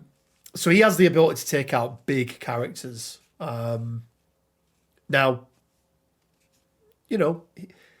I wouldn't say he's a glass cannon, Quinn, but he does have that glaive of immortality. How does he stack up as a 5 in today's game, where In today's game, Thor exists and Bill exists, and all of a sudden the ability to take some of these bigger characters out isn't quite as guaranteed, even with an execute and yeah. things like that. And also just generally affiliations have more options available to them, even like in-house, rather than like looking for a merc. Yeah, And also I think it is important that we do factor in the whole husband-wife thing, yeah, because that's a lot of what makes Corvus powerful. Like if Corvus is just activating on his own and doing his 2 attacks and then just kind of being like, job done, yeah. not all that terrifying anymore. But that combination of Proxima going first, potentially doing a couple of damage, then Corvus, going. It does two things, doesn't it? Back-to-back activations, which allow you to much more easily take down a target, but also control Retain priority after which doing is that. Yeah. huge, absolutely huge. A year and a half ago, I think we'd have been saying he was somewhere near S because of the where the game was. Yeah, I don't probably. feel like he is anymore. I think the game has moved past him, hasn't it? I think it has. I do think it has. Um, I don't know if like because just everything he brings, there's so much more. Like there's so many more characters now that have the ability to, you know, move characters around. Put an incinerate on this guy and his twos across the board is rough for a 5 threat. But in the right scenario, and in fact, let's also talk, Quinn, about Thanos boosting his dice as well, Yeah. because that is a big thing. So all of a sudden, his strike goes up to 7 dice with a pierce, and that death blow goes up to 9 when he's healthy. It goes up to 11 when he's injured, and strike goes up to 9 dice when he's injured as well. Then you combine it with things like Glade's execute, Edge. Yeah. Glaive's Edge. You're starting to get into. I still think you're getting into silly territory, but I feel like the investment cost is quite high to be able to do something like that. And I think, as you pointed out, Quinn, I still don't think he's as good as Thanos with the reality gem. No. Like, because Thanos is a stupid character and has remained a stupid character since release. Like, Do you think every time he's... they go to nerf him, he snaps his fingers, reality gem on, good again. Do you think he's better or worse than his 4 threat counterpart? Oh, he's much better than his 4th threat counterpart. Like, I agree. I don't even think it's a discussion as to, like, default Corvus is a 5 threat in, I think, pretty much everyone's mind. Yeah, I agree. Whereabouts though? Does he do enough to make it into A? Or is he? No. Because I just feel like there's too many big, high stamina characters, and also access to cards, Quinn. Right? Yeah. Things like Prince's Protection, things like Lethal Protector, things like Heroes for Hire. There are so many ways to ruin his party, right, and stop him doing what he wants to do. Are you thinking either side of Blackball, or do you think he does enough to make I'm it? thinking Are you thinking other side of Abomination? other side of Abomination, probably a bit better than Swan in most situations, but there's not much between them, honestly. They both want to do a similar thing, don't they? Because they're both murder balls. Yeah. At least she has a bit more defensive tech at her And she's disposal. got the maneuverability with the charge. Does she go? But execute husband and wife. Execute husband and wife. Obviously, that is then judging rather than a 5-cost character, it's an 8-threat pairing. But I think you still have to factor it in. You have to factor it in because it is part of it. And also the difference between reality and power, it's just night and day. Like it is, the impact that the reality gem will have over a game versus the power gem. It just isn't like it's just nowhere near it. I think he probably does just edge it out over her. But again, I'm interested in playing with her just to see what she can do. And B Quinn is for B is for Broken Glaive, which is how he dies. Broken Glaive. He does, doesn't he? Is it?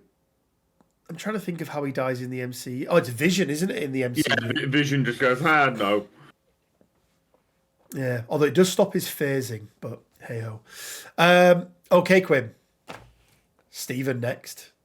Dr. Stephen Vincent Strange. Is he the best non-Avenger Avenger under Steve One in the game? Not this one. Oh, they've gone the other way around again. They've gone the other way around. Let's go to this one first. You're Okay. having a right fucking mare today, aren't you? This is Doctor Strange Sorcerer Supreme. I do apologise. I do apologise.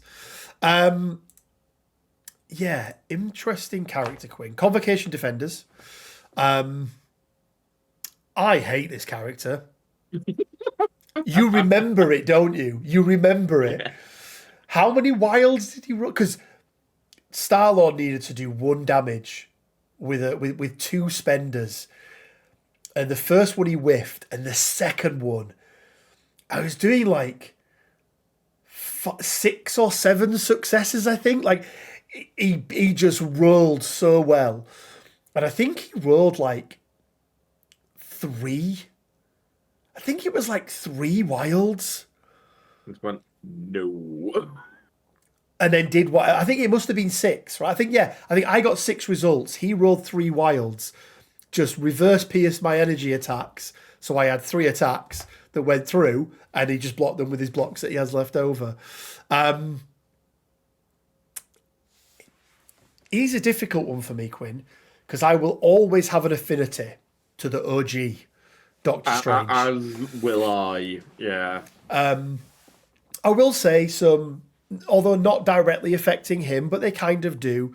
Wong got an update, which does make Wong with this version of Strange more viable now because he's triggering Wong's extra stuff. He's Convocation and Defenders, but you can't play him under Stephen. You can't play him under the Stephen Strange, the leader for Defenders. And he doesn't feel really like a Daredevil type character in terms of what he's doing. So I feel like his default home is very much His combo, yeah. Convocation. Suffered from Eyes on the Prize, Quinn. He used to be able to do stuff. He cannot do the same stuff anymore. Sad Strange. Because he gains 2 extra power during the power phase, which is crazy. Bolts of Balthak, range 3, strength 5, Mystic with a Pierce. Deadly Daggers is not to be underestimated, Quinn. Range 5, strength 6. Choose any attack type. Yeah. It does cost a power, but just being able to bypass your opponent's defenses is And also pretty just crazy. the capacity to reach out and touch a character that maybe your opponent thought was safe, right? Yeah, absolutely. Shining Circle of the Seraphim. It's an area attack. Guess what, Quinn? It's bad. It's not very good.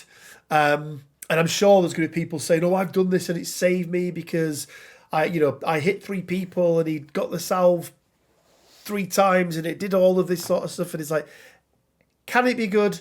Yes. For 6 power, it's really not. Yeah, no. Like if we compare him to his counterpart, like, would you rather do this area attack, Or activate your opponent? activate your opponent and be 1 power off of med packing? Patch up. Medpack doesn't exist. No, as in Strange's own heal is effectively a med pack. Medpack on a stick. Yeah. Okay. Yeah. I was like, what? Quinn, if you gone back to like 2000 and also that Strange, if he rolls a shield in that spender, then has enough power to do that heal. Yeah. Scalpel of Strange, Quinn. Like, it's good, it's just expensive. It costs a hell of a lot, doesn't it? I'd have liked this to have been cheaper on himself, but more expensive on other people. Oh. So he had it as like a turn 1 option to like pump himself forward, but then if he was doing it to like, enemies, then it cost more. Okay. I could see that. Yeah, I could see. Because generally speaking, displacing your opponent is usually better than being able to move yourself, right? Yeah. As we already mentioned, Chosen of Ashanti, so he gets an extra 2 power. I have Agamotto. It's exactly the same as the... we haven't gone to Strange yet, but basically this character can modify and reroll Failure dice results. This character may reroll all of its attack or defense dice once per attack. It is an all. It's not any number. So that is important to note. And then Mystic Armor of Strange Quinn. We've already spoke about it. It's reverse pierce. This one working for energy and mystic, but it works in exactly the same way as Danvers. I don't feel like he changes on his other side. No, he doesn't. Does he have access to any tactics cards, or are they? Ooh. No, I don't think he Doctor does. Strange locked, yeah. Yeah, I'm just checking for Supreme as well. No. So they are OG Strange locked. Because once again, he came in that wave of convocation boxes where they were like, "Oh, we'll give convocation 20 tactic cards as an affiliation, but none for the characters." Yeah, none for the individual characters. Yeah. I feel like he has a home. Now, that home has been knocked down a peg or two. Two things, really. Non-grunts is obviously a big one. And the loss of eyes on the prize, so they don't have that safe extract play. But he has a home. It's in convocation. You're not going to see him anywhere else, Quinn. Steve won. Yay, I get to do a 3-cost Scalpel of Strange. It's not the best. But I think for convocation, he's fine. Daggers of Davaroth is a very, very good long-range attack that can really catch your opponent out. He also does act as because he is generating 3 power a turn. And usually once you've got him into position, he's holding a point, he's maybe got an objective, you're spending a power and doing some damage. He's not spending a huge amount unless he starts using Scalpel. He can become a bit of a battery to fund all of the tactics cards that they want to spend. But I think, maybe before Eyes, he could have snuck into A because of that play. But I think he's firmly in the realms of B. He is a leader, but it's a tactics card. I mean, I'm feeling like low B, high C. I feel like because he's predominantly because there is another Doctor Strange, and in my opinion, he is much better. He is, but I feel like they have very different places. I don't feel like, whilst OG Strange is in Convocation and Defenders, and this one is in Convocation and Defenders, I feel like they very much have their given places, with this one being Convocation and the other one being Defenders, and probably neither of them being Midnight Suns, for being brutally honest. OG Strange can see playing Suns. I feel like here, with the changes he's had, is probably about right. I don't think I don't think there's anything wrong with his card, right? There's nothing wrong with it. You mentioned a little change there. He has expensive, yeah. He has the generic convocation thing that we spoke about, right? Which is he's only. I mean, he has 3 physical, and then on his great. It's not great on his 3 energy. It's fine because he's got the reverse pierce, but he does suffer from that generic collision thing, doesn't he? Where if you want to take him down, throwing shit at him is going to be one of the most effective ways. I think bottom of B is fine. Quinn, could somebody end up below him potentially, but I think that's a fair place for him. And B Quinn is 4. Busted up hands. Oh yeah. Okay. Can't do the surgery no more.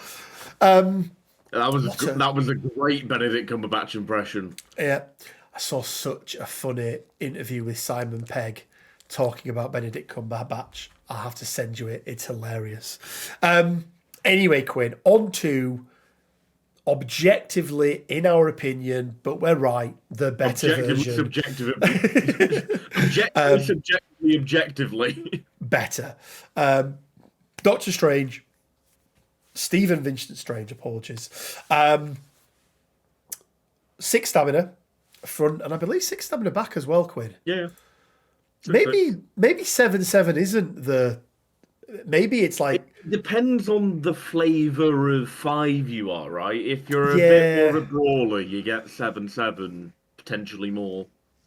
If you sit further back, you move people away from you. Then yeah. Bolts. Sorry. So 3-4-4. Medium base, medium move. Bolts of Bedevilment. It's fine as a spender. You do need to deal damage for the advance. Sorry, it's not an advance, it's a push. That is important to note, isn't it? But it is an omnidirectional push, which is quite nice. And we say you need to do damage. You've still got Eye of Agamotto. So in most situations, you're going to be getting a damage through because of the reroll. All Crimson Bands of Cyttorak, Quinn, 3/6/4. It's a guaranteed stagger, and on a crit hit wild, they don't do stagger, they just get activated. Goodbye, Hulk, you don't get a turn, or Thor, or any of the other big guys that are out there. I don't know the numbers, Quinn, but it ends up being pretty good odds with Eye of Agamotto. It becomes even better odds if you've got a crit in there as well, because then you're re-rolling 7 dice. Yeah. But you feel hard done by, don't you, if you don't get it off, to say the least. Yeah, I think if you add in any kind of additional reroll from anywhere, it goes to above a 50% chance. Yeah, I think it is. I think it goes to like 59 or something. Yeah. Right, yeah. Oster's Refuge will jump into his leadership afterwards. Spend 3. This character or an ally within 2, remove 3 damage. Can only be used once per turn. Med pack on a stick. And in a world where healing is at a premium, I used to say that, and then it's kind of sneaking back up a little bit, but generic healing without using tactics cards is at a bit of a premium. This is pretty darn good. Hoggoth's Hoary Wisdom. When this character or an allied character within 3 of this character is targeted by an attack, this character may use a superpower. Add 2 dice. Pretty good, Quinn. Spend 2 power, get 2 defense dice. Eye of Agamotto we've already spoke about, but Shield of the Seraphim. Whenever this character rolls dice after the effect is resolved, it gains 1 power if he rolls at least 1 block. The number of times, Quinn, where I'm like, oh, I've done a bolts and I've whiffed, but I've got a block. Do I re-roll? Because they might have only, I've whiffed completely. They've blocked 1 or nothing. And you're like, oh, but I'm guaranteed a power here. If it's block nothing, you do the re-roll. Block nothing is the re-roll, but if it's block 1 or even 2... then you do the re-roll, because if it's 2, it's iffy. Yeah. Because on average, if you've really lifted, you're going to get the power anyway from doing you do about 2.5. Yeah. Don't think anything changes on his reverse side. No, it doesn't. Before we get on to tactics cards, Quinn, let's talk about the Defenders, because he is the OG leader of the Defenders. Mystic Empowerment once per turn. When an allied character declares an attack before choosing a target, it may spend 1 power. If it does, you may choose whether this attack type is physical, mystic, or energy. If you deal damage, they gain Hex. I still think this holds up, Quinn, and it holds up in 2 ways. First of all, it's still viable to be able to use. Secondly, it's not a re-roll. Right, yeah. It does feel a little bit behind the times nowadays, I think. The fact that you pay for it is a bit iffy. If it was just you got to do this once every turn, it'd be really good. But also the Hex would be really bad. The Hex would be really bad. And I think If it was just choose your attack type, then you wouldn't want the power on there. It's almost like the hex is almost like a half power, and obviously they've rounded up rather than rounding Yeah. down. And it's also the fact that you can pay with and not do the hex. So I don't know if there's a halfway house, but Well, I think the halfway house is you make it once per turn, you can choose your attack type, and then if you choose to choose, then you can pay one, and if it does damage, you do hex. But you prepay still. It's functionally the same, but if you're not going for the hex, you get it for free. oh, so you choose your attack type, you roll your dice. If you do damage, they get the hex. If you don't do damage, you can then spend a power and give them hex. Is that what you're saying? No. So what I'm saying is just flat out, once per turn, an allied character can choose what type their attack is.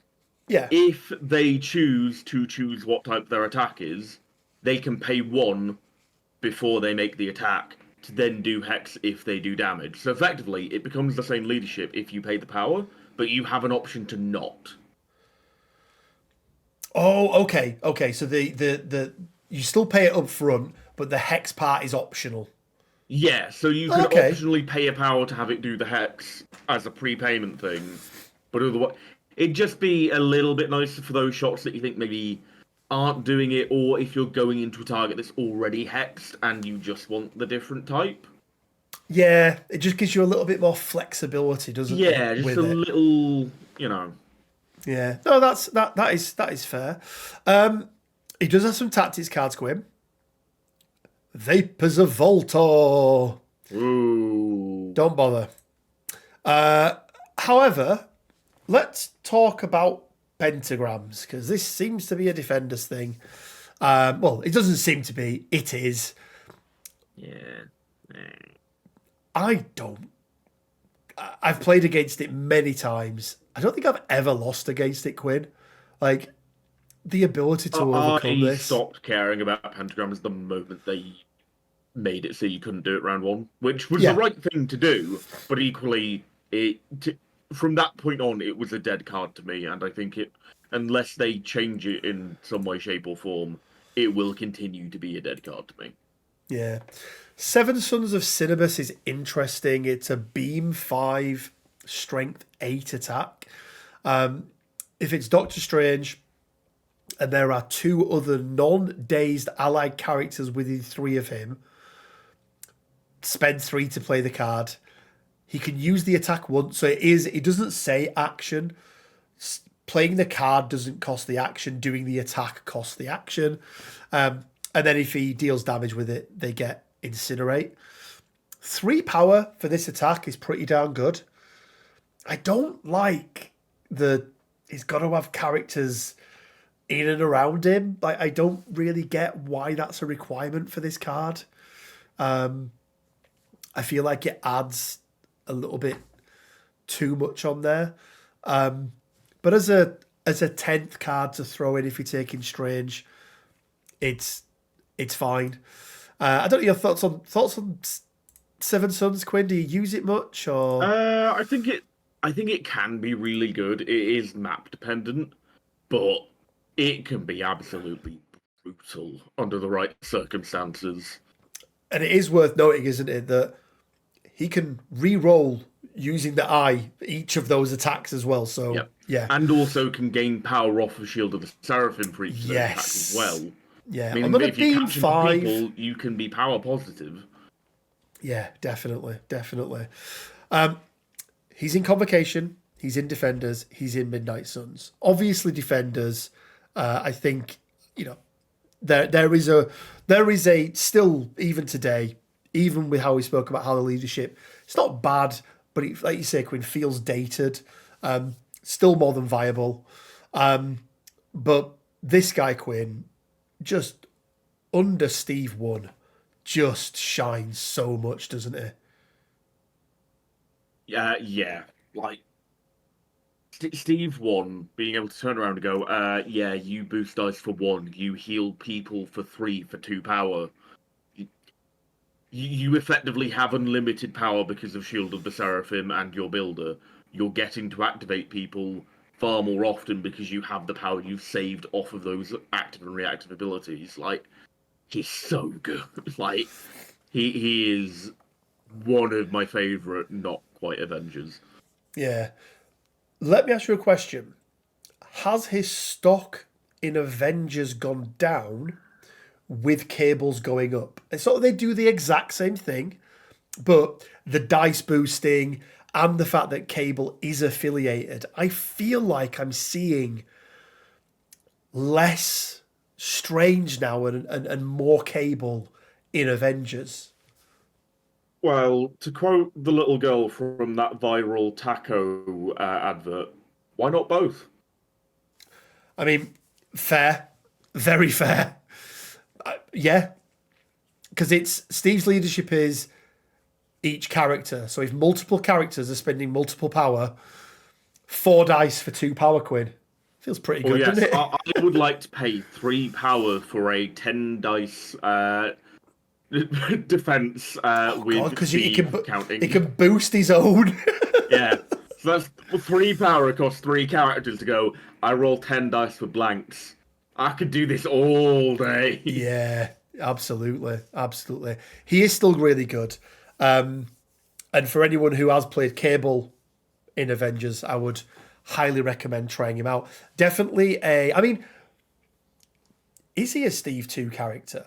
Because of that dice manipulation, I don't feel like he is. You No, get more from him from Steve 1, I believe. I think you're doing the opposite of what he wants if you're putting him in Steve First Avenger, because Stranger's whole thing about being good with Steve 1 is the power economy of it.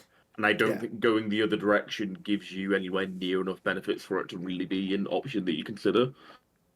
No, I think that's fair. I think that's fair. I'm going to say where I think he goes, Quinn, Okay. and then I'm going to let you make adjustments accordingly. I think he goes in A, but I think he is underneath Angela. I feel like turn 1 extract play is just too good to ignore. See, 'Cause I think you think that I have a massive amount of bias here. No, not at all. I think he's top of B. I mean, bottom of A, top of B. It's a little. I'll tell you why I was putting him in A, because he does have a very good home outside his given affiliations with Avengers, which is kind of the one of one of the criteria. But maybe his leadership being a little dated pulls him back down a little bit. So maybe it is top of B. I think And I'm also like he's got competition within affiliation for that leadership spot. Like he's very good, but only on particular maps. That's fair. That is fair. That is very fair. And B Quinn is for Bands. just bands. Just bands. Oh, a character that I think of all the characters on this list in the past 2 or 3 months, Quinn, we've probably played the most of between us. But first, before we get into this, I'd just like you to recount the audience with something you said about this character many, many years ago when I brought up their potential inclusion in MCP as a game. I can't remember which character I said. Adam Warlock is what It was, you said. yeah. There's no way on earth we are getting Dracula in MCP before Adam Warlock. So, I was wrong. But was I? Because there's no way we should have got Dracula before Adam Warlock in this game. Like, Dracula's a Chad. He deserves to be in the game way more than Adam Warlock. he does not. He's generic IP. I can make Dracula if I want. Go on then. Make Dracula. Do it right now. Make a Dracula. Don't think your Dracula is going to sell very well, right? No, neither do I. First of all, Quinn, let's start with his leadership. Okay. Because there has been a change. Well, there which was hasn't been a change. There has been a. That's how it was always written. The article was wrong. the article was wrong. Yeah. So Thralls of Dracula, unaffiliated. Basically, you can use anyone you want. You know our thoughts on that type of card, but the leadership is once per turn during an allied character's activation. It may pay 1 power and choose an enemy character within 2. The enemy character gains bleed. If they already have bleed, they remove a damage from themselves. Not the most amazing leadership in the world, Quinn, but pretty good when you start taking characters who don't mind healing 1 and can generate their own bleed. But it's the fact that you can just take anyone you want, right? That's the biggest thing with this leadership. The way it was written before was exactly the same, but the character that healed was always Dracula, not the character that paid the power. So if it's Drax, for example, Drax would spend 1. If they already had bleed, Dracula would heal for 1. Do you think it is less? Do you think it's better or worse now than how it was when they showed us it originally? I prefer it to how it is now, because that's what I initially read it as, and then there were, the discussions around it, and it turned out, oh, it's not like that, and then it turned out, oh, it was like that. It was like that. I think it's much better as a general leadership.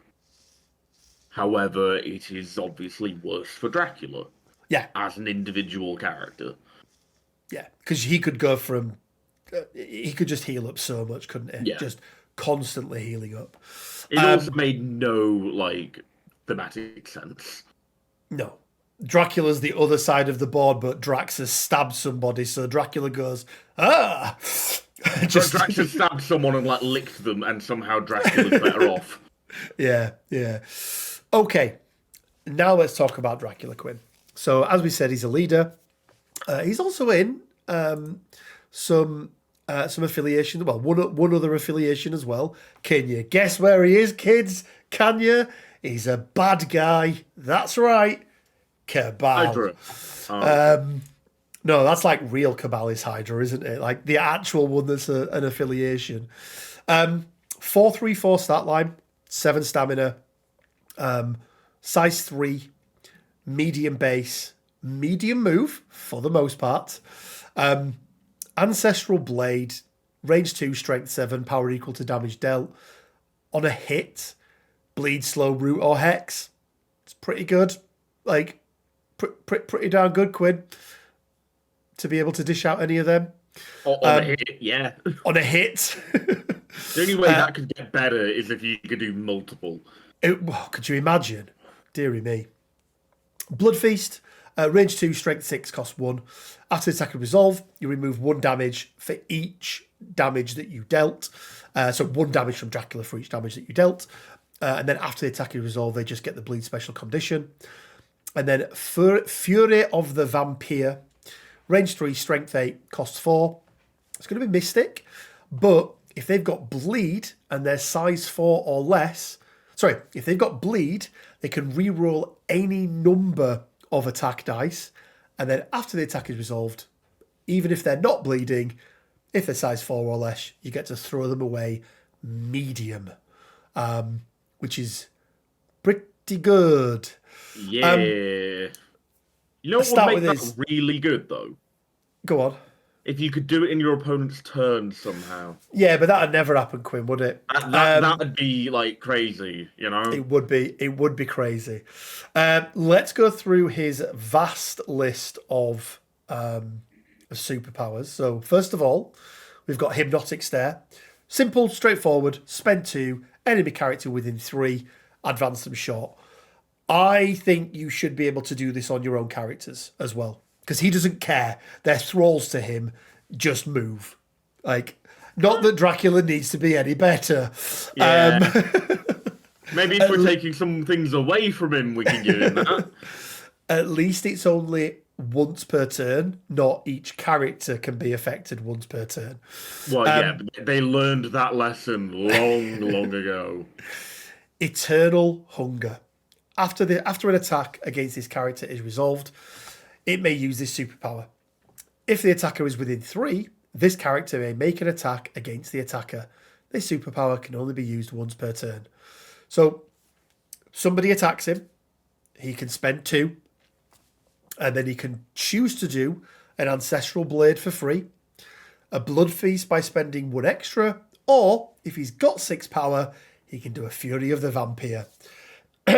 Now, Quinn, there's another little card called Warpath that kind of worked its way out of the banned and restricted list.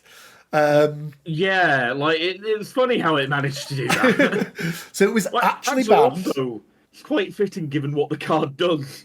Yeah, I know, right? So it was banned. Like, you couldn't use it in the game, I don't believe. Or was it restricted? No, it was actually banned, wasn't it? Well, it wasn't banned. It was just rotated out of the game. Rotated. But it was illegal in the game, the version of the game that everyone plays.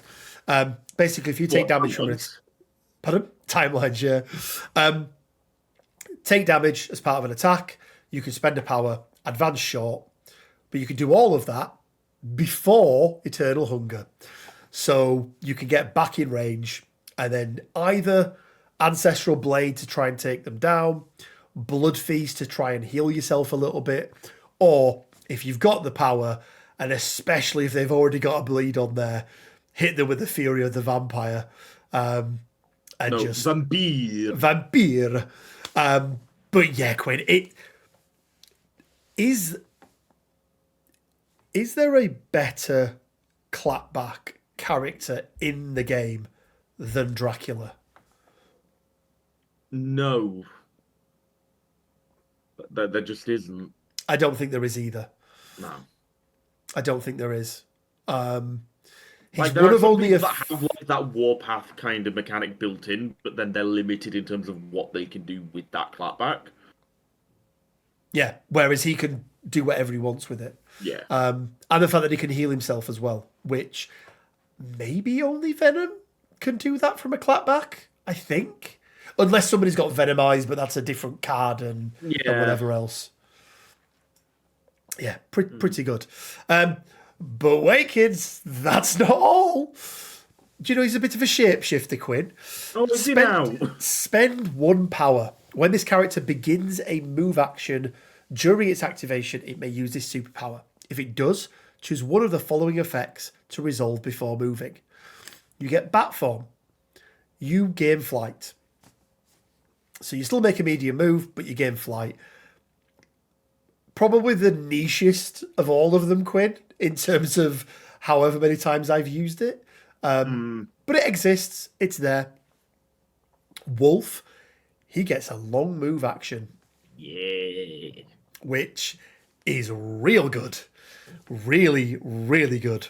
And then Mist, he drops all objective tokens he's holding and removes all special conditions and up to 2 damage from himself. Now, it does not mean that he can get rid of Stagger, because you have to get rid of Stagger before you declare your move action. Stagger has to be...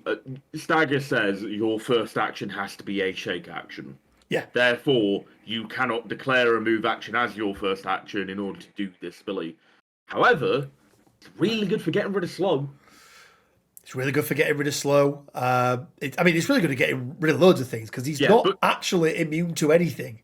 But slow in particular, because he gets a medium move rather than a short if he uses Mist Form, because it's at the start of the move. Yep, absolutely. But the fact it's all special conditions and not just one. Yeah. And you heal too. And you heal too. Now, you do drop everything, and that is something to be wary of. Doesn't matter if you're not holding anything. It doesn't matter. I rarely use him to carry stuff, Quinn. Yeah. Rarely use him. But wait, Quinn. That's not all. Unholy Vampiric Immortality. At the end of this character's activation, it gains 1 power and removes 1 damage from itself for each other character within 3 that has the bleed special condition. So, if nobody on the board has bleed, and then during your turn, You hit somebody once with a blade, ancestral blade, and you give them bleed and do a little bit of damage. And you hit somebody else with ancestral blade and give them bleed and do a little bit of damage. And then use his leadership to spend a power and choose somebody within 1. All of a sudden, Quinn, he's generating 3 power and removing 3 damage from himself, which, is almost half his pool.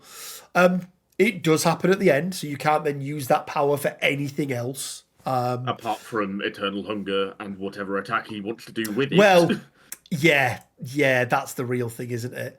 Nothing changes on his flip side. I'm going to say this, Quinn. He doesn't have his own tactics card other than his leadership, but Warpath is stapled, in my opinion. Whether you're playing him or in or outside of his leadership. I've played a lot of Dracula in Thralls, Quinn. I've done a couple of events, one big GT with him. You played him quite a bit outside of Thralls in other affiliations. So we've got kind of the different views here. With our powers combined. With our powers combined. We're like a Megazord thing from Power Rangers. We come together and all our bits together are stronger than us individually. Anyway, I digress. Digress. I think he's really good. And that lead, 18 threat, Dracula, Namor, and Senor Thanos is filthy. And I love it. Absolutely. But the fact that you don't feel any shame admitting to the fact that you played that is just... None at all. No. No None remorse whatsoever. Asgard exists. Although to be fair, I did table Asgard. I did actually table Asgard using that at the last GT. It's like going, oh yeah, Hitler exists. I'll just be King Leopold III or whoever it was that genocided the Congo. Fair. You're still pretty bad. Fair. I've talked a lot about him in affiliation, Quinn. Talk about him outside of affiliation. Where have you played him? Where do you think he can work? I've played him where I play every character. Hydra. And he's very good in Hydra, funnily enough. What, dishing out loads of conditions? Dishing out loads of conditions, and then also dishing out those conditions during your opponent's turn to therefore get extra healing off them. Quite nice, isn't it? Oh, you punched me. Cool. I'll do a blood feast. I'm healing 1 because you don't have bleed yet, and then I'm healing 1 for every damage I do to you as well. Great. Oh, and by the way, if Strucker's nearby, I'm getting myself a cheeky little reroll. Yeah. Yeah, no, I could see that. I could see that working really well. I tell you what is scary. And again, every character that has an active or reactive superpower that costs more than Steve. 2, but under Steve 1. Dear Lord, a 1 cost Eternal Hunger, 1 cost Hypnotic Stare is pretty brutal. But to be fair, that 5 threat place is actually pretty congested. And actually, Dracula wants to be taking the hits himself. He doesn't want them going into Steve, does he? So maybe he's actually not that good. Where do you think he goes, Quinn? Because this is the all-important thing. We've fanboyed over him quite a bit, but where does he go? Taking into account his leadership and everything else that he does. I think we both know that he's in S tier because he is egregious in a number of ways. Yeah.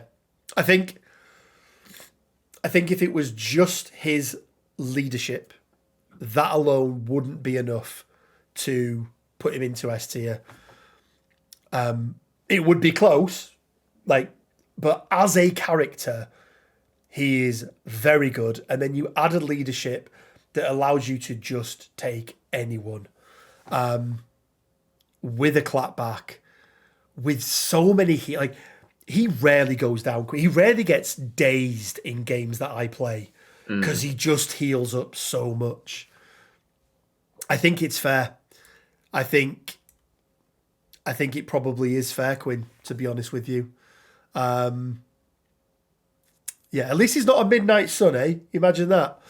Hulk and a I Dracula. love that. Oh, forget Hulk. No, I'm Useless saying Hulk. Hulk and Dracula using the Midnight Sun. Oh, Everyone gets to make Siege, a right? Siege Yeah, of yeah. Darkness. Mm. Although to be fair, he is literally the opposite of them, isn't he? They're all kind of out to get him. An S Quinn is for. S is for silver. Oh, both hair and the thing that will take him down. Yeah. Also, there are some really interesting things about like how silver became associated with mythological creatures. There's a couple different routes. So you know how vampires and mirrors don't get along. This is true. That is typically because historically, mirrors had a silver backing to them, which is what made the glass reflective. Okay. Because I know that iron is a big thing as well. Iron Iron is a big against thing like for like fey fey folk and creatures. things like that. Yeah. Yeah, there's a specific type of wood in like East Asia that is associated with like banishing spirits as I well. love how we're talking like there's a wood you can go get in East Asia if you've got any spirits in your house. Go pick some up. You can probably get it on Amazon. Make yourself a steak. Yeah. Also, there's some interesting stuff with like because silver, as a general thing, wasn't associated with vampires for the most part until recently, because it used to be a werewolf thing. Yeah, werewolf was always But silver, then wasn't there's it? also some like interesting, like sort of historical religious stuff with silver, with the whole Judas and the coins for the betrayal, and that like there are some mythologies with like that being he was the first vampire, and that's why silver is bad for vampires and stuff That's like that, fair. which is pretty cool. That's pretty cool. Yeah, that is well done, Quinn. That alphabet game gets an S tier. All right, Quinn. On to Ebony Moore next, aka Ebony Moore. I believe just Black Order. Yeah, just in Black Yeah. Order. This is a reworked card, and it's fair to say that he is a much better character than what he was. That doesn't mean he's a good character. He's just better than what he was. 246 defensive stat line, 7 stamina on his front. Small base, I want to say, medium move, size 2.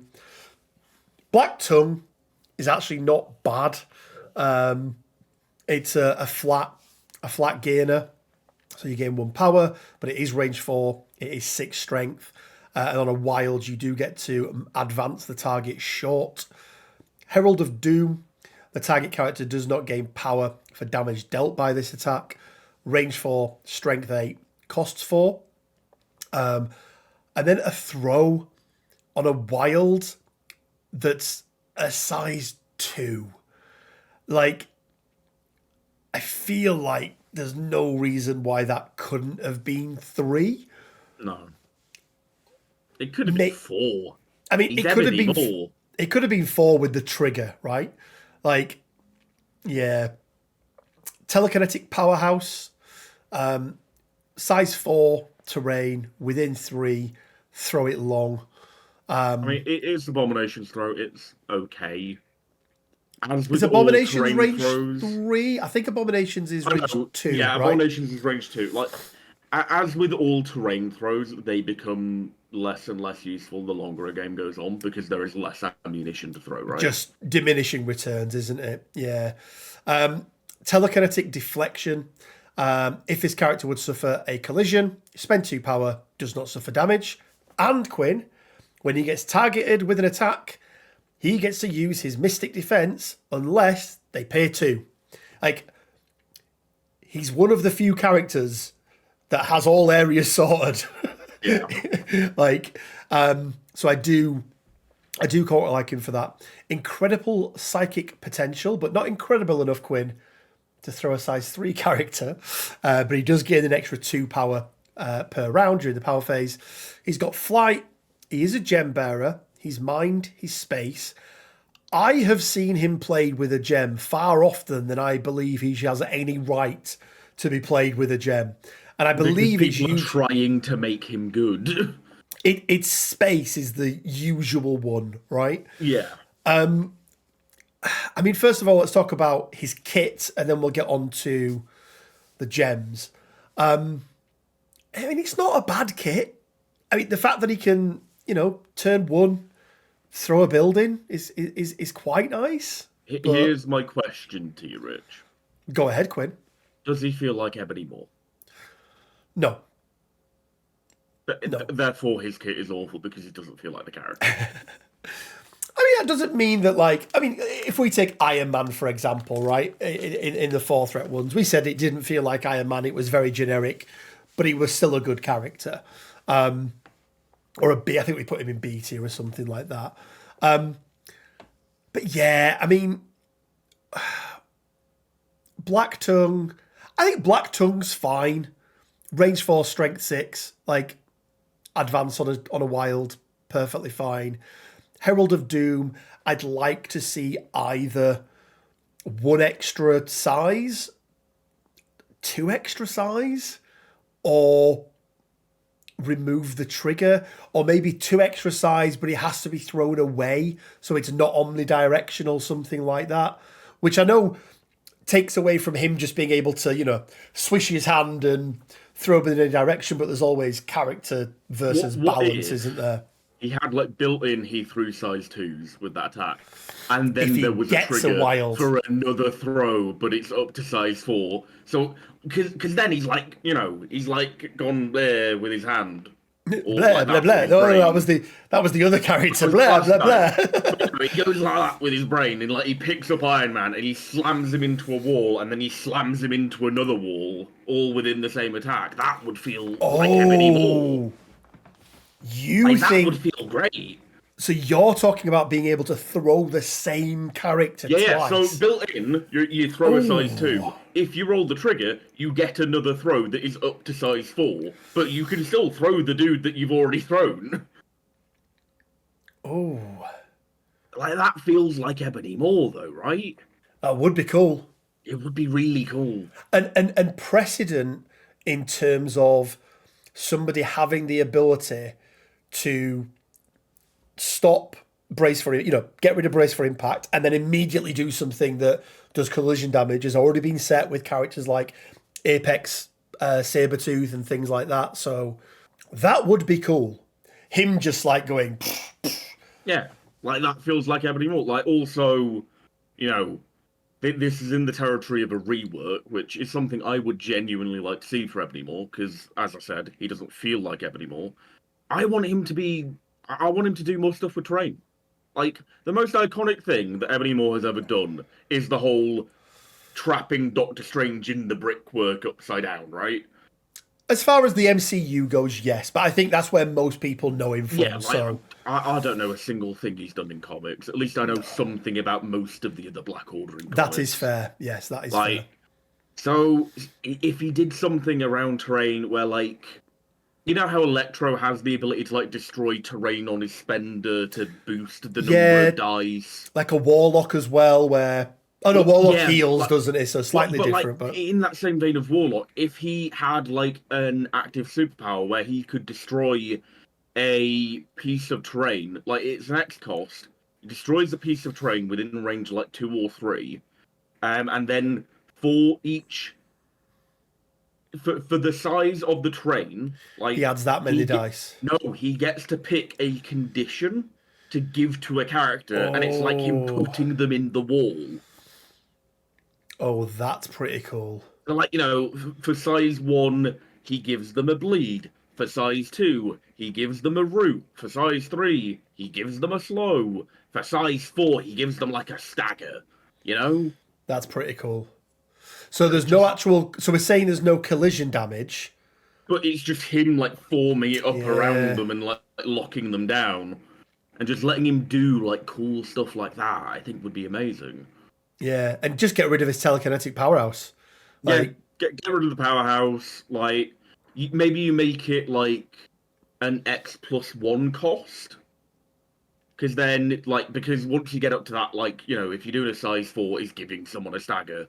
5 power for that feels reasonable in addition to all those other conditions. I'm going to say, you're saying he gets all of the other things. Or you make it it corresponds to whatever size it is. Yeah. There's a couple Or different ways that or you could do it. Okay. Yeah. how about this? How about this? Get rid of telekinetic powerhouse altogether, right? Like just get rid of it. Spend X, where X is equal to the size of the building, and you get to roll a die. And Ah. there's something that happens based on each of the results. So, but if you're spending 5 power, you get to roll 5 dice. Oh, So you can trigger more of the things. what if you make it like Squirrel Girl's card, where each individual, where each individual result gives out a condition, but then if you get certain combinations of results, you get better conditions. Like how Enchantress has like the whole if you roll 3 wild, you get this, and Yeah, this. Have him have yeah, like a hit does bleed, a crit does stun, like just each of those, and then if you get if you get multiples of a certain one that's like a rarer result on a die, you can potentially end up giving out that stagger or like even potentially an activated token if you roll enough of them, right? What about Quinn? Because I'd like to see gems have a little bit more pizzazz about them. What about if he had something like that, but then at the bottom there was a kicker? If this character has the mind or space gem attached to them, they may modify any one of these results to Oh. any other result. So it's giving some I'd like reasoning. that as a thing for just gem bearers across the board. If there was just a little thing in each of their kits that was improved by having a gem, Yeah. like that would be really cool and would be a genuinely like interesting mechanical thing with relation to gems and gem bearers and how they work in the game at present. Yeah. No, I agree. I agree. What I will say, Quinn, is that he also does have access to a couple of tactics cards. We already spoke about Psychic Shockwave with him and Supergiant, so we don't need to go through that one again. It's I don't know if you've seen it, Quinn, but Supergiant and Ebony Maw spend 3 power each, roll 5 dice for each enemy character holding an objective token. They suffer 1 damage for each crit and wild rolled. It's well laid plans. It's well laid plans, basically, and it costs exactly the same, I believe. Yeah, but you're doing it with two much worse characters. Yeah, yeah. And then we got Shush, which basically you spend Didn't three even say power. anything. It didn't even say anything. You spend 3 power, and when a enemy character within 5 goes to use a superpower, you spend 5. Might even be it's an active or reactive superpower, isn't it? You just stop them, but they're considered to have used it. So they still have to do everything. They pay the power. They've considered to be using it, so they can't use it again if it's a charge or something like that. And it just turns it off. It's not bad. It's pretty good in a clutch situation. I just don't know if that is good enough for a card. Like, it always does the thing, but the cost of it being a card is already a lot, and I feel like the 3 power is quite a lot as well. But thoughts on the card, Quinn? I mean, it's good. Like, it's a lot of opportunity cost to do it because you're spending a card and a 3 power to potentially turn off an ability that costs 2 or whatever. Yeah, You turn it off for the entire turn, which is pretty good. yeah. Well, no, that's not always the case, is it? Because if they're oh no, it cannot be used again for the rest of the Yeah. Okay, yeah. So it does turn it off completely. Yeah. Which I think if I was going to make like a one-word change to this card to then make it like really really viable, I just changed the word turned around, Oh yeah. which would absolutely cripple some characters. But like, No, I think that's worth it. that becomes worth it because all of a sudden, what you're going to bodyguard, Steve? No, you're not. Oh, you want Oh, to do? Dracula, no, shut up. I'm attacking you without Yeah. consequence. I say nay, thee villain. Well, I say shh. Yeah. Like, I I think if you do that, then maybe you have to like allow them to refund the power the first time they do it, because it's the entire round and it can be that devastating. But I think that would I mean, I think increase its between what we've just playability. made there, we've made like an S tier character, Quinn. So we probably need to like bring it down a little bit, I Well, would say. as with all the changes that we suggest, like you pick and choose, You right? do indeed. You do indeed. I'm going to throw something out there, Quinn. I still don't think. Yes, I agree. His card doesn't feel like Ebony Maw enough. I still don't think he's D tier. I don't think his card is that. If you take the name Ebony Maw off it and just what he does, he's fine. Like, he's fine. But I agree. I would want to see some. But we're not necessarily talking about like giving him huge buffs, are we? We're talking about taking away some things and reworking it to make it. Yeah, it's actively changing the card at a base level rather than make this thing and this thing and this thing better. It's no, give him different things that make him feel more like the character. Do you want to see him in D? I don't think I want to see him in D because he is playable, but I feel like bottom let's end of be C. honest, he's not going to hang out with Shadow King down there, is he? No, no. Spoilers for the next video. Spoiler alert. Yeah, and C Quinn is for C is for Creepy Squidward. Creepy Squidward. Let me just get my crutch. Oh wait, he's here.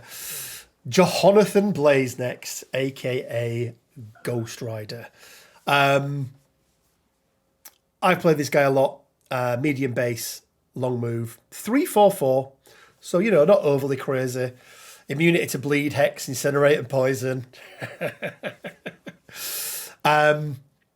Chains of Damnation Quinn is a really good spender. Range 3, strength 6, hex on a wild. I don't think it's a very good spender. I think it's Sorry, a great builder, no, though. it's a great builder. It's a terrible spender.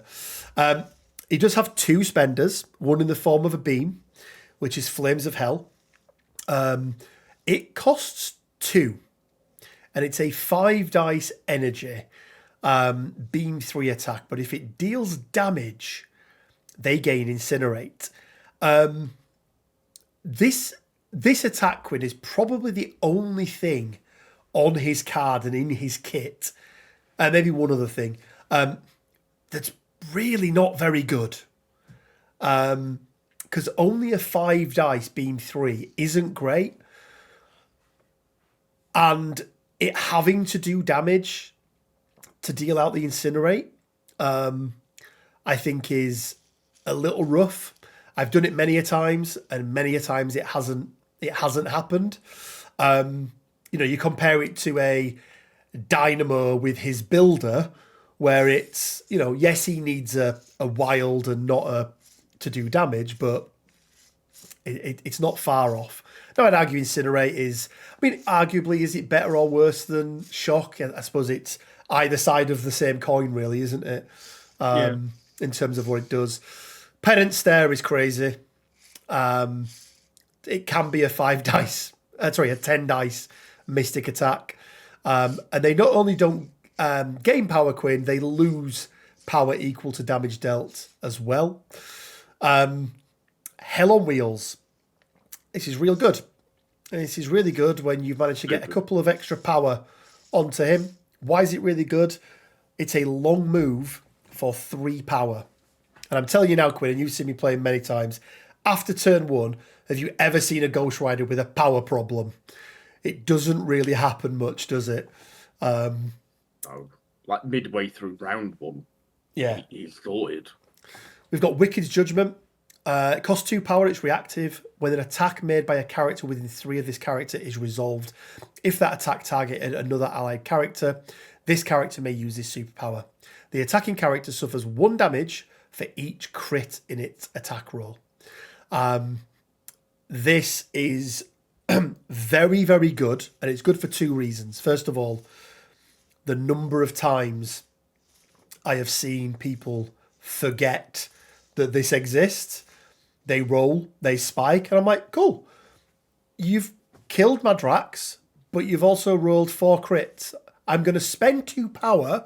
Oh, by the way, I just gained a power. And also, other reason it's good, I can choose the order in which I'm doing them in, because I can spend the power first and then gain the power back if I'm already at full power. And I'm just going to do 4 damage to you. Now, you may be thinking, Quinn, well, that's fine. You just target Ghost Rider instead. But he has a little card, doesn't he, Quinn? Called Deal with the Devil.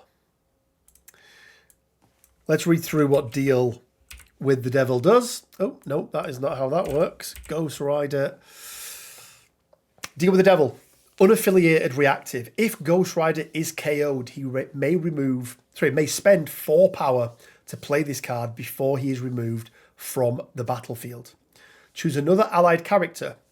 Ghost Rider removes all special conditions, all damage, and activated tokens, drops all objectives, and then is placed within range 1 of a chosen allied character. If the character was healthy, flip Ghost Rider's card to the healthy side. Enemy characters within 2 of Ghost Rider suffer the Incinerate special condition. The chosen character is KO'd. So basically, as long as you've got pop 4 power on Ghost Rider, he can just come back. And as long as you've got a rocket on your back point, who's nobody's touched yet, he can come back fully healthy. And by the way, Quinn, he doesn't lose any power when he does that, other than the 4 he spends.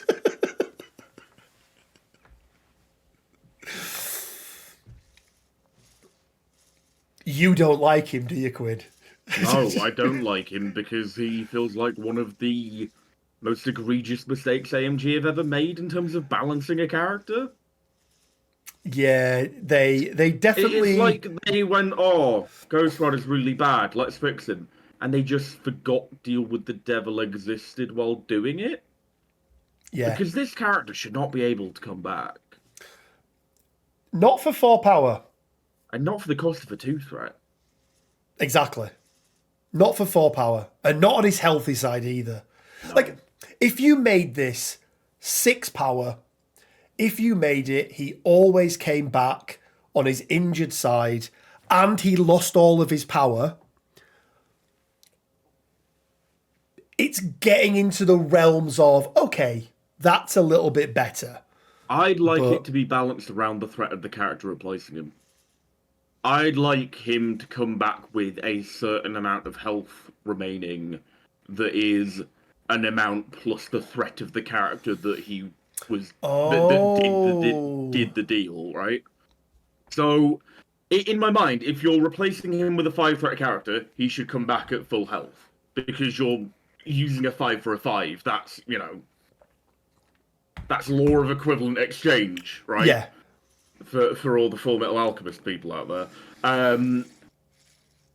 So you do it so like this character, comes back. Whether you make him healthy or not, that's debatable. But it comes back with 3 plus the threat of the character that was sacrificed to the card. That character's threat power, not power, health remaining. So if you sacrifice a 2 threat for him, you're getting a 5 health Ghost Rider. Okay. If you're doing a 3, you're getting 6, you're getting 7, you get it feels like that would make more sense. So based on the, I mean, you could even go one step further and give it a baseline and say the remaining health left on the character up to, Ghost Rider's max level. I could see that. It feels... Because I like the card. It feels thematic, but it feels thematic, but it's stupid. It's so good. It's... Is it the most broken tactic card in the game? Oh. Like, is there a more egregious tactic card? What's the one that lets Craven become original core box Peter Parker? Oh, Fearful Symmetry. Yeah. Fearful Symmetry, yeah. I Right. I don't think there is, because there is only, I mean, if the character, there are a couple of ways to deal with it, but the problem Ghost Rider is, the problem with Ghost Rider is he causes, I would say, a bigger problem than almost any other character in the game. And it's because what he does is full duality. If you ignore him and kill everyone around him, he's getting all the power in the world, he's getting all of that chip damage out, and he can deal out a huge amount of damage by himself. He can blast around the board, he can line his beams up, he can take out big characters while sucking all their power off them. If you ignore Ghost Rider, if you go after Ghost Rider and ignore everybody else, then he just gets to come back. And if you've been ignoring everybody else, there's probably a healthy character, like a Rocket, stood at the back point going, yeah, cool. I've already played Deadly Duel. I'm good. I've done my bit for today, mate. And because of how cheap the card is, you can't even get around it by messing with his power economy all that much because of Spirit of Vengeance being board wide for some reason. Yeah. Right.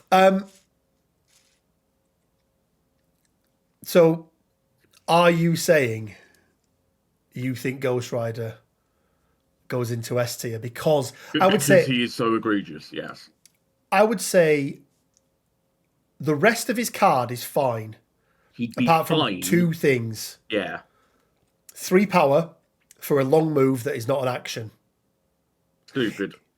Do you know what? Even if it was 3 power for an action that then, but you got to do a change of damnation at the end of it or something, right? Like, that would be fine. That would be better than just being, you can just spend 3 power and do what you want. Like, literally get anywhere on the board and you still have 2 actions left. Or if it was, you make it 4 power, but he goes long and then he does, he skids on his bike and sets someone on fire or something. Yeah, maybe. Or does he get fuel tokens and he has to spend his own personal fuel tokens? He's never getting tokens because they're not in his box. No, I know, and I jest. I agree. I never really realised that people thought he was that egregious, bullshit. Especially when Cosmic Ghost Rider came out, and I still played OG Ghost Rider, and everyone was going, "Why are you playing OG Ghost Rider?" And I was like, he can come back to life for 4 power. In terms of his homes, Quinn, he is in Defenders and Midnight Suns. He doesn't really have a place in either of those affiliations because they can't go wide enough to support what he wants to do. Guardians, on the other hand. Oh yeah, we've got 2 in affiliation 2 threats that we can sacrifice to make a 5 threat.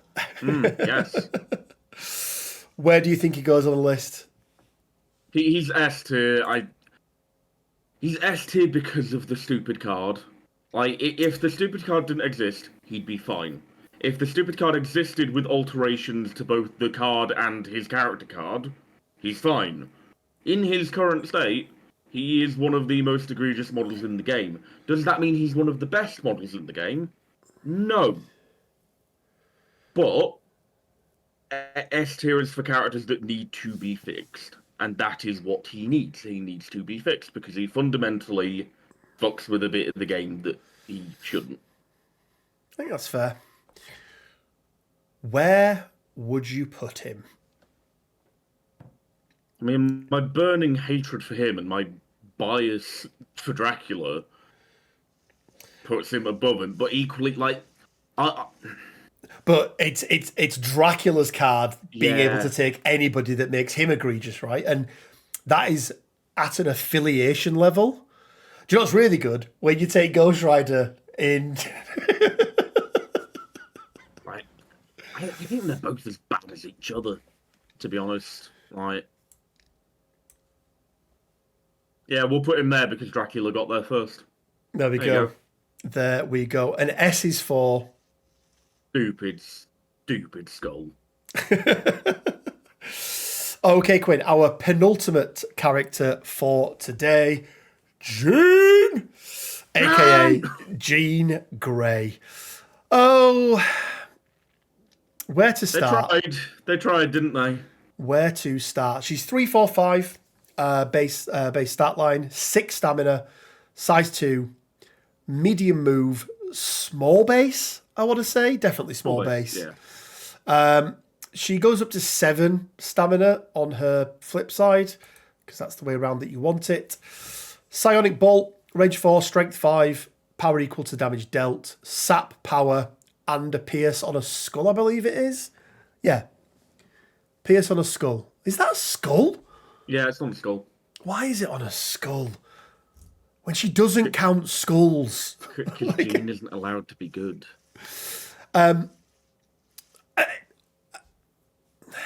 I mean, I get why, because it's a wild, but like, really, would it have hurt to have a sap power and a pierce on a wild? Like, I don't feel like it would. Telekinetic force, range 3, strength 9, cost 5. 4 damage is dealt if it's size 4 or less. Throw it away, short. It is Jean Grey. Jean Grey can't throw a sentinel. Can't throw, I don't know, but just anyway. At least it's before damage. That's a bonus. Isn't Jean meant to be one of the most powerful telekinetics in the world? Am I right in thinking that there was both a movie and a comic book arc where she discovered how Charles had dampened her power and like hidden some of her potential from her because I mean, he was that also worried. All the stuff about Charles being a really creepy dude. He is a bit of a creepy dude, isn't he? Right. Battlefield manipulation. Interactive terrain feature, size 4 or less, within 3. Throw it medium. 3 power. Matter transmutation. Choose another character with an activated token within 2 and push it short. A character can be moved by this superpower only once per turn, but it costs 3. Right, so let me get this straight. This 5-cost character pays 3 power to short push an activated character within 2. Yep. And Gwen pays 2 to pull someone range 4 away, regardless of size or whether they've activated. Yeah, that's what it said. Okay, cool. Just making sure that I'm right. I'm No. Right. I'm reading that right, you know. You got it right. Shield Mind. When this character or another character within 4 of it would be advanced, placed, or pushed by the effects of an enemy psychic attack or enemy superpower, this character may use this superpower. The other character is not advanced, placed, or pushed. It costs 2. That's fine.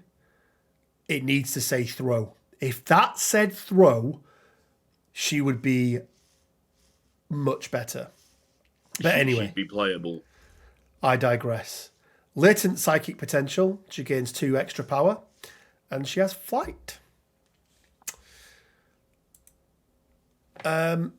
Nothing changes on her flip side other than she gets 1 extra power. I mean, you've watched X-Men, Quinn. This feels like Jean, right?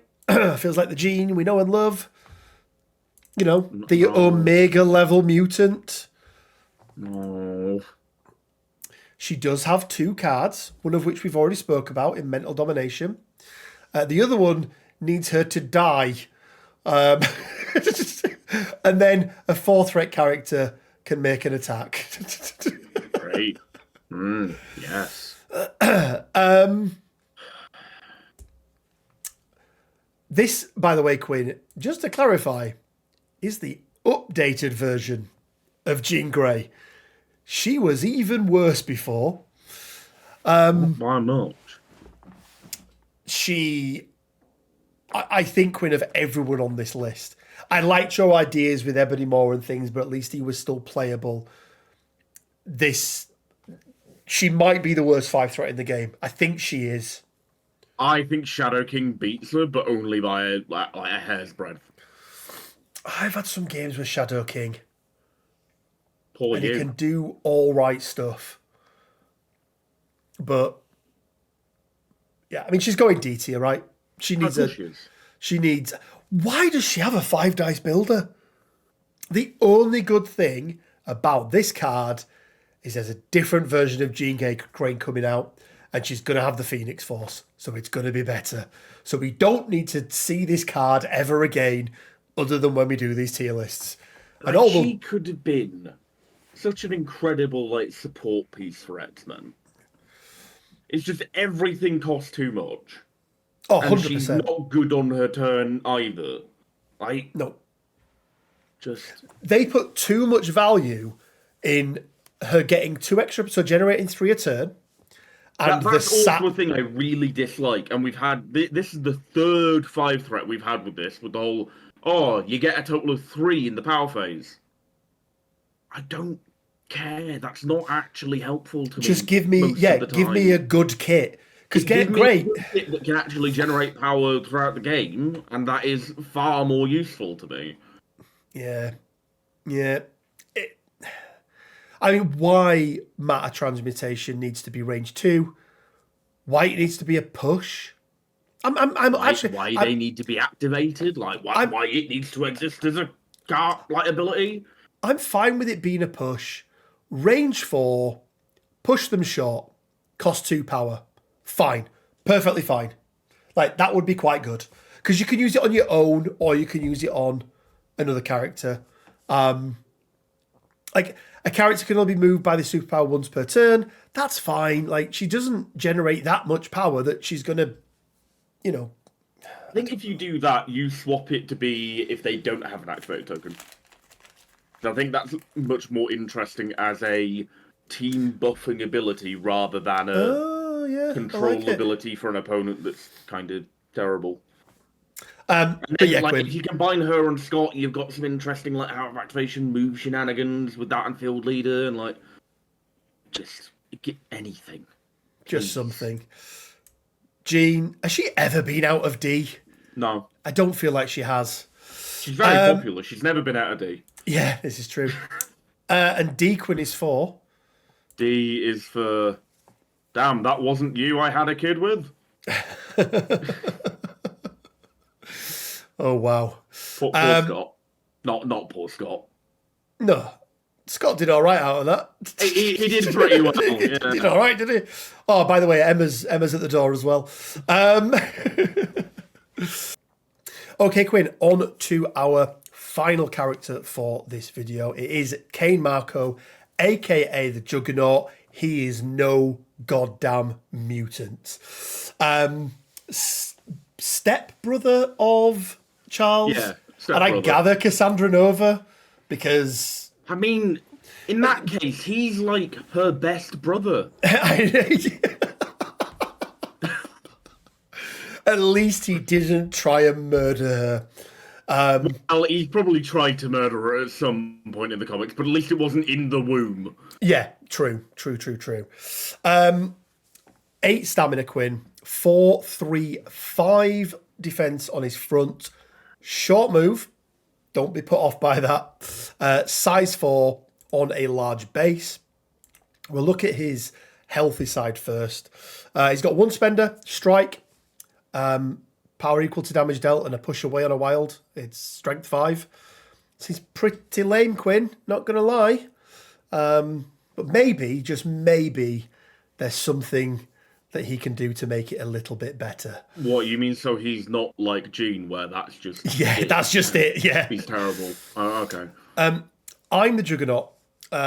Range 2, strength 7, costs 4. And on a wild, you get rush. after the attack is resolved, he gets to, if it's during his activation, that is important, he may immediately use the Nothing Stops the Juggernaut superpower without paying the cost. So, Quinn, I hear you say, what is Nothing Stops the Juggernaut? Well, it's an active... I didn't say that. I know what that is. It's an active superpower that stops him moving if he hits a size 3 or size 4 or bigger building. So this character is pushed short.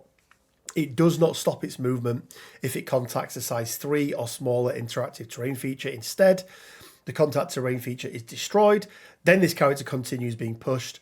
If this character contacts one or more other characters, one contacted character suffers 1 damage.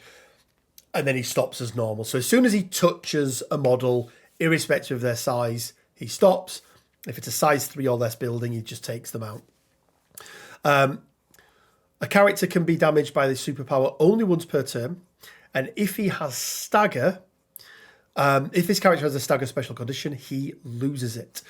We sort of touched it briefly on Dracula Quinn. Because this isn't an action, he can do this before having to make the shake, meaning that as long as you've got 3 power on the Juggernaut, he is effectively not immune to stagger, but is not affected by it if you do this. Nice Punch. If this character would suffer damage, it may use this superpower. Reduce the amount of damage suffered by 1. So it is to 0, which is nice, and it only costs 1.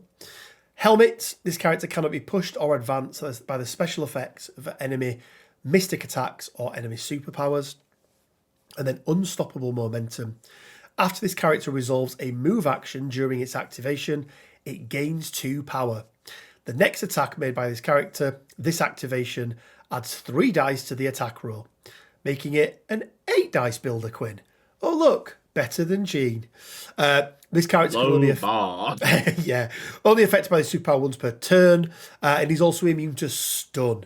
So all of that extra power that he's able to get from things, he always gets it because he's immune to stun, which is nice.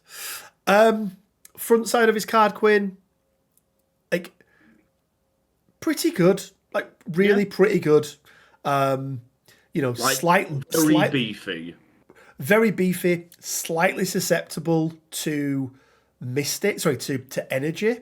Not susceptible to Mystic. 5 dice Mystic with a reduced to 0 is pretty... he's got a funny hat on. He's got a funny hat on.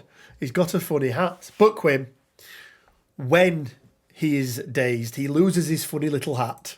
He does lose his funny hat, and he's worse off for it. He is much worse off for it. Is there a better character in the game in terms of the changes on their card and like the artwork and what it means for the character? Like the only other one that I can think of that's really good is like Goblin. I don't love Goblin when he flips. Oh, Wolverine's pretty good as well. Like just that Berserker Rage thing. So he loses some stuff, Quinn. He goes from 5 Mystic down to 2 because he's lost his funny little hat. But he does gain Avatar of Sitarak. Pay 3, choose an interactive terrain feature or enemy character, size 3 or less, within 2, throw it medium, once per turn. It's not the best, but generally, if he's being dazed, he'll be coming back with power. So therefore, he's got quite a lot at his disposal, and he can generate power very effectively. So I feel like it's kind of fine with the rest of his kit. I don't know if you agree or... I think it's all right. Yeah. And then everything else remains the same. Immune to stun, unstoppable momentum, nice punch, and nothing stops the Juggernaut. He does have, Quinn, a couple of cards. First of all, it's called Making a Ruckus. It's not very good. When another allied character within 3 of an allied Juggernaut is targeted by an attack, that allied Juggernaut may spend 3 power to play this card. After the attack is resolved, Juggernaut may advance towards the attacking character and make a strike attack targeting it. This is why he has all the text on his card, doesn't he? Say, as long as it's during his turn, because otherwise he'd be spending 3 on this, making a short move, getting 2 power back, and adding 3 dice to his 3 dice to his attack. It's not a card that's taken, Quinn. Really, is it? It's not very good. But what is pretty good is, do you know who I am? Unaffiliated, active. Juggernaut may spend 3 power to play this card. Note, Quinn, it does not say during his activation. Yeah, that's kind of important. Yeah, choose an interactive terrain feature or an enemy character, both of size 4 or less, within 2 of Juggernaut, and throw them long. Does anybody else throw size 4 characters long? The team up She-Hulk Hulk card. No, that's in terrain. That's only terrain, but it's up to size 5, isn't it? Yeah. For the terrain. Long's quite a way. I know Murdoch can throw long terrain only, but he can't throw people. Yeah, people long is not something you see pretty much at all. No, I mean, if that's a short move character, that's a double stagger right there, pretty much. Also, fun fact: the license plates of that car, I think, is something to do with his debut date in comics. His debut date in comics, I believe, 1965. It might be the month and day, and then probably is the month and then the day, because Americans getting dates the wrong way around. Do it wrong. Have you ever seen the pyramid of that, where because Japan do it the opposite way to us, where they do year, month, day. So it's like the upside down pyramid, and then ours is the pyramid because we build up. Yeah, it makes a lot more sense. It's pretty good, Quinn. There was some really nice play, wasn't there, with characters like Mystique, Frost, for example, right? Emma Frost, where you can do this during their turn. During their turn, you can't use reactive, which means that even if you do still have Brace online or Indomitable or something like that, there's nothing you can do to stop it. Let me ask you a question, Quinn. With the advent of other cards like this, we've had a few others. Abomination springs to mind as another character who's got a team. That's a team up card, but still a throw card, that sort of thing. Do you think this should be only during his activation, or do you feel like it's fine because the rest of his card is balanced and this is just then an extra nice thing to have? I think it's fine because his card is balanced. Also, if you want to do the slightly cheekier things of getting around Brace, you're bringing at least 3 more threat of character on top of it. Yeah. And a leader and also, does not see a lot of play. That 3 anymore. Threat and that 4 threat are not the best, in my opinion. Yeah. So Juggernaut is in, I believe, just the Brotherhood of Mutants. Now, I would say, Quinn, under Mystique's Brotherhood, he is an absolute staple. I never really found the place for him under Magneto. He never really fit, did he? 11 threat between 2 characters. And 2 characters that, whilst very good, don't have the damage output necessary to play that tall and really punish your opponent. It's not like taking Loki and Thor at 11 threat, right? It's a little bit different. Obviously, Brotherhood are not in a good spot, but I feel like he definitely has his place in Brotherhood of Mutants. I still think you see him played under Mystique. I have seen him elsewhere before. I have sometimes seen him in Hellfire Club, but again, few and far between nowadays. He feels like Juggernaut. He's perfectly fine. I don't think anything needs changing on him. He's normal. I feel like, actually, do you know what? You did a good job with Juggernaut. and he probably gets bumped up a little bit higher in B. I feel like having access to a really good tactics card bumps him up a little bit, but it shifts him up in B, I think, Quinn. I think that's where he perfectly fine, perfectly balanced. I feel like different to Abomination, but also a little bit similar. And I feel like because of the card, he probably does it a little bit better in his given places. So I think because Juggernaut has a more generic kit, he's more widely applicable, and that bumps him up. Yeah. But I think in the places you want, an Abomination, he's much better than a Juggernaut in a random place, right? Yeah, weirdly, Juggernaut's pretty good in Crimson, actually, isn't he? Yeah. Could you imagine if he was Crimson affiliated, which I know people were talking about at the beginning? That would be absolutely crazy. Okay, guys, that is part 1 over and done with. Quinn, quick check of the tier list. Anything? Let me run through it top to bottom. So in top place at the moment, we've got 2 characters in S tier that we think need some fairly significant changes, both really centered around a tactics card, Quinn. That's going to be Dracula and it's going to be Ghost Rider. Then we've got our 2 A tiers. We've got Amazing Spider-Man and Angela, both in there for the exact same reason. It's that turn 1 extract midline play. Then in B tier, we've got the OG version of Strange. We've got the much improved version of Cable, the much improved version of Black Bolt. We've got Juggernaut. We've got Abomination. We've then got Corvus Glaive with a Reality Gem. We've then got Black Swan with the Power Gem. And then we've got Doctor Strange, Sorcerer Supreme. In C tier, we've got Cassandra Nova. We've got the new Core Box 2 version of Danvers. And then we've got Ebony Moore. And then lastly, propping things up at the moment, she's never been out of there, it is Jean. And I know some of you are going to be annoyed that she's there, but she's not very good. Anything you would change, Quinn, at the moment?